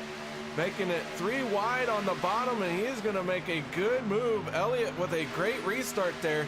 He's got a lot of work to do, a lot of ground to make up, but he has got his foot to the floor and closing fast. Yeah, and Robert Payne there in the 3 machine gets loose down on the apron, but able to save it and get back up on the racetrack down the back straightaway, so keeps it clean and straight. As we come to lap 100, as these machines fly off of turn 4. Kelly Milam, big wiggle on corner exit in that yellow 46 machine. And Travis Elliott is caught to the back bumper of the 3 of Robert Payne. Meanwhile, the battle up front, very close. Cody Eldred on the outside, Chris McCullough on the inside. Yeah, coming up on 3.5 laps to go. Chris McCullough making that bottom lane work. Cody Eldred Ben and Peterson gonna get into Josh Milam. They're gonna spin down to the infield. No caution yet as they are below the racing surface. Race control may throw a caution. They may want to race this one out. And Chris McCullough in the 42 out front for now. Aspen Belvin in the 84 peeking to the inside there. Cody Eldred being left high and dry. Here comes DJ Mitzel. And Aspen Belvin now moving to the high side. Aspen Belvin moving in that high side, but not a lot of help as they had lost a bunch of momentum due to that contact on the back straightaway.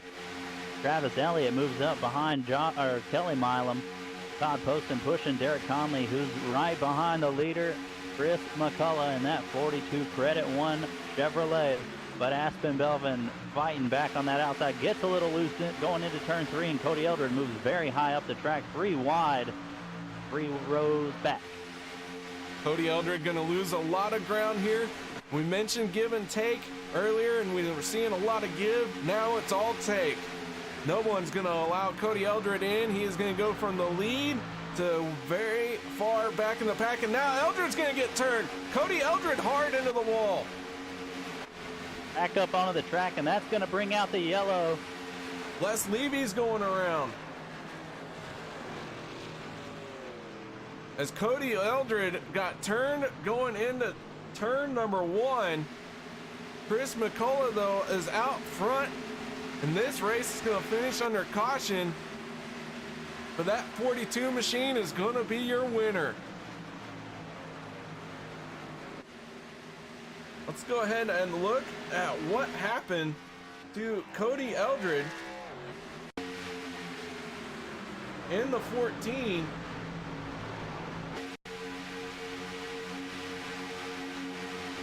He got shuffled up to the high side, was losing some ground, and then gets into the wall here. Then it looked like Brad Ray in the 128, with nowhere to go, got into the back bumper.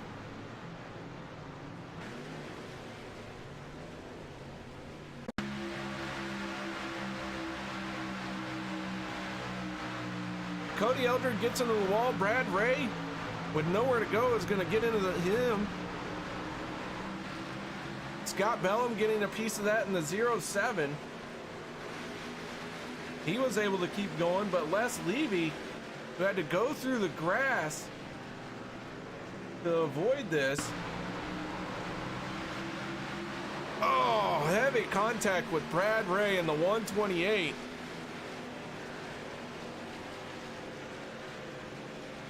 Just hate to see that for Cody Eldred.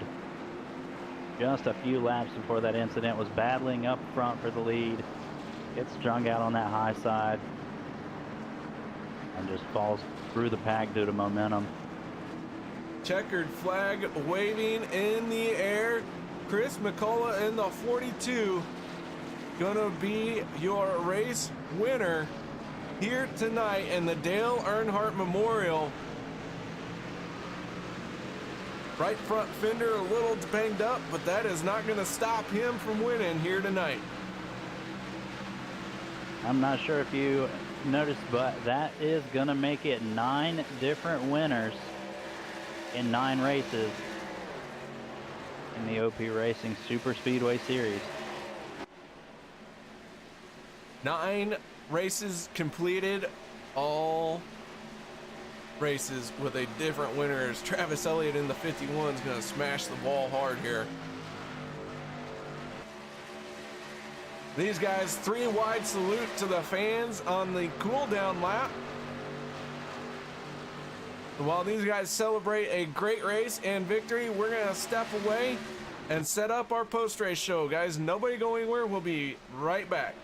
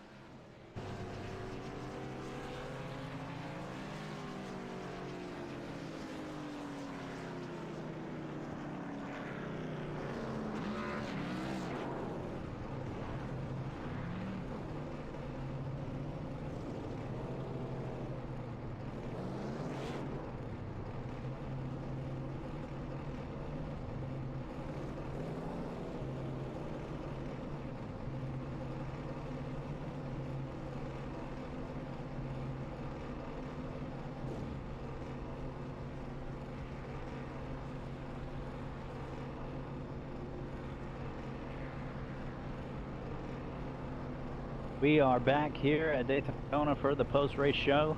I've caught up with Chris McCullough, driver of the 42 Chevrolet. Tonight's winner here in the Dale Earnhardt Memorial, 103. Chris, pretty clean race. Not a lot of yellow action, except towards the end there. A lot of two-wide action, and a lot of this field was able to survive really a big portion of this race, so a lot of contenders, you know, throughout the entire race. But you are able to bring home the win tonight. Tell us about your race. It was pretty eventful for the most part. I got into it with the 3 about mid-race. It was a good race for sure. Pit strategy at the end got me up front. I was able to hold the lead there and try to keep momentum. The 28 had a good run. I was kind of moving up on the exit of the corners to keep the top lane above him so he couldn't jump up. But it was a good race there. There was a lot of movement, so I was kind of scared to go 3 wide. But it was a fun race. Yeah, we saw a lot of action pick up, especially on that top side. The later this race got, that top line really looked like it was gaining speed. You mentioned the pit stops under green flag conditions, and coming to those being a crucial part of the race. What kind of thoughts and strategy did you have as those green flag pit stops closed in on what you wanted to do on pit road and get off and make sure you know, had good position up front throughout those pit stops? The main thing was to try to pit in the lead.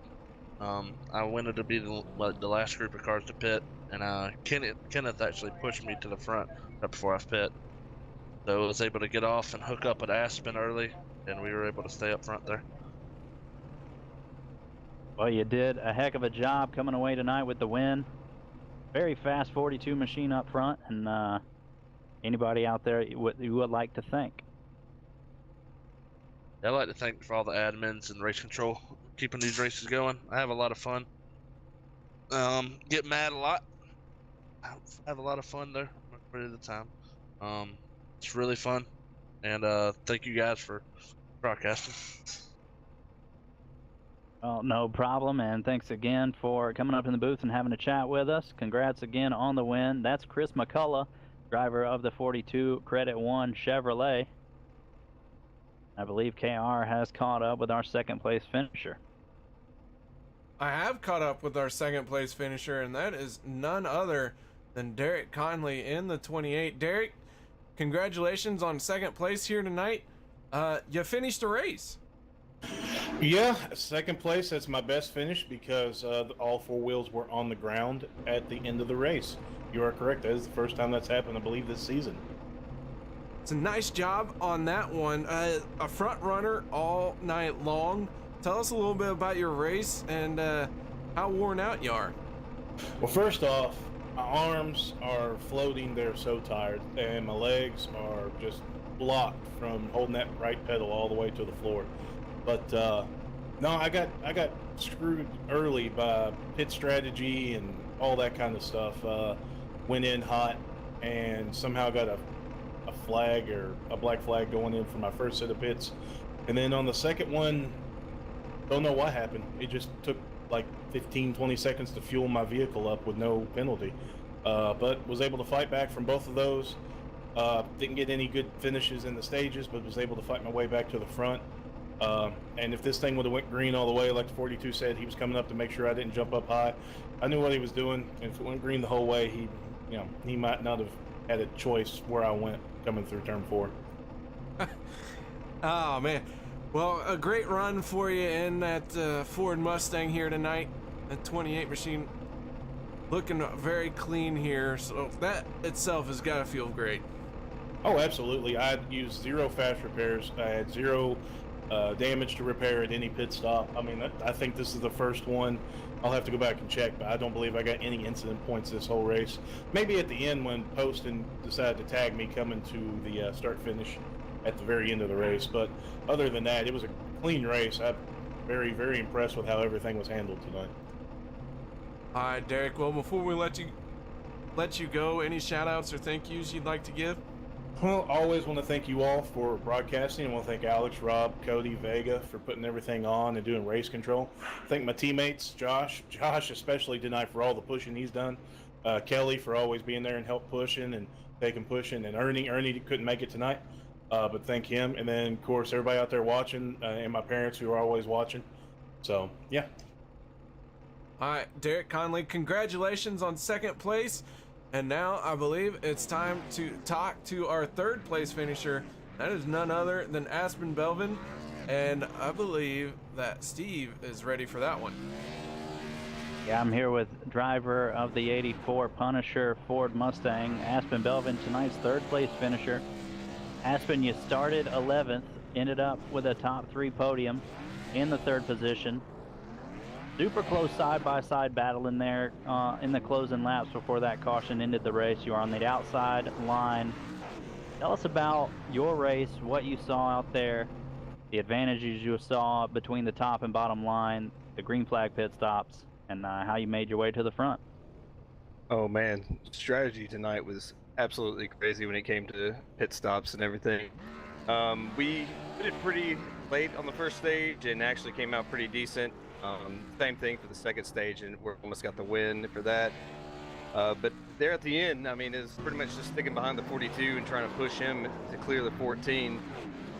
Looked down at my temps. I was hitting about 270 degrees, and I knew I had to get out of the way, get some fresh air.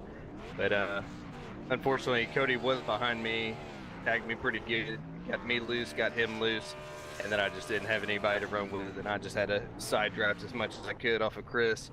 But it was awesome running tonight. Yeah, and we saw you once Cody sort of got out of line there. You had to do everything you could to hold on that top side without the drafting help, like you mentioned. How difficult tonight was it, like you said, to watch your temps? And we saw one engine expire in the 7 machine of Josh Milam early on in the race. He was able to get that fixed out there. How important were the engine temps throughout this race?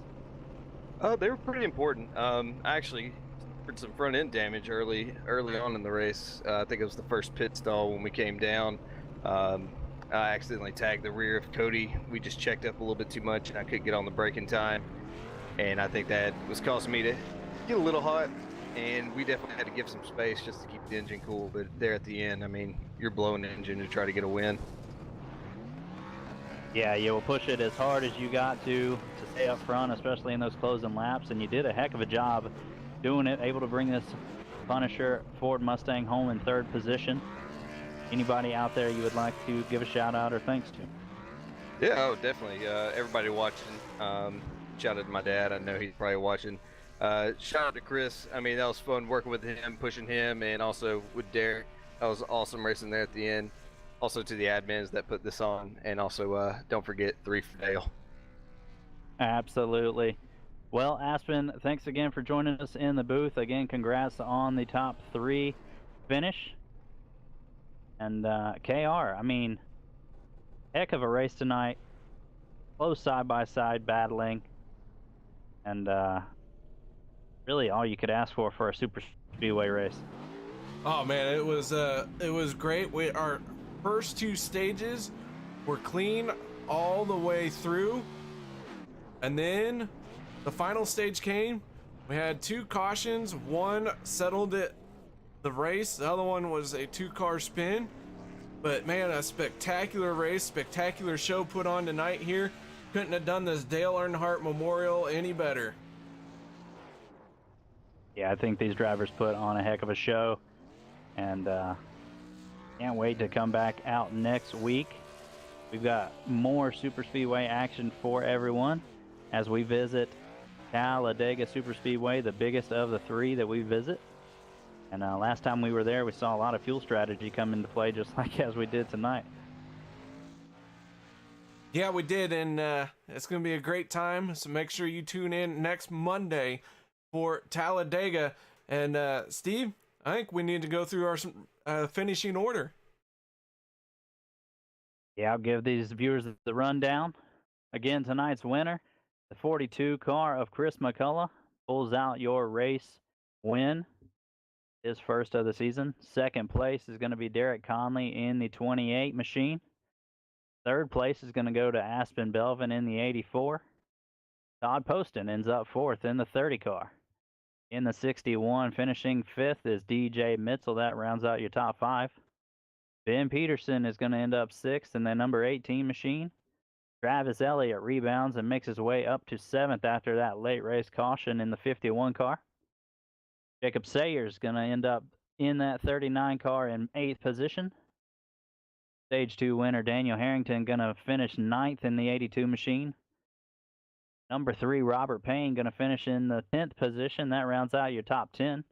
In 11th position is Rick Seabrans in the 4. The 128 car, Brad Ray, is going to finish 12th.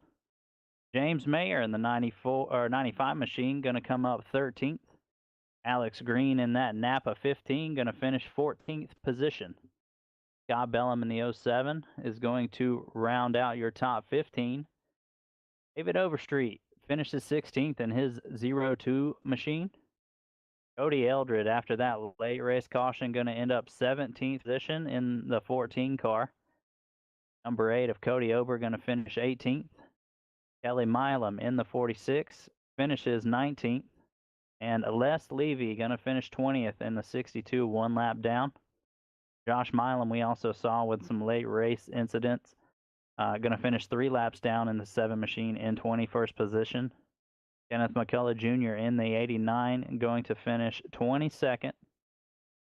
David McCullough going to finish 23rd in that 2 machine. And then Stephen Herman going to round out the field 39 laps down in 24th as he left the race early. We want to give also a shout out to Mark Vega, your race admin for the evening. So thanks again to Mark for running a great race and giving it just a ton of help to this league as a race admin.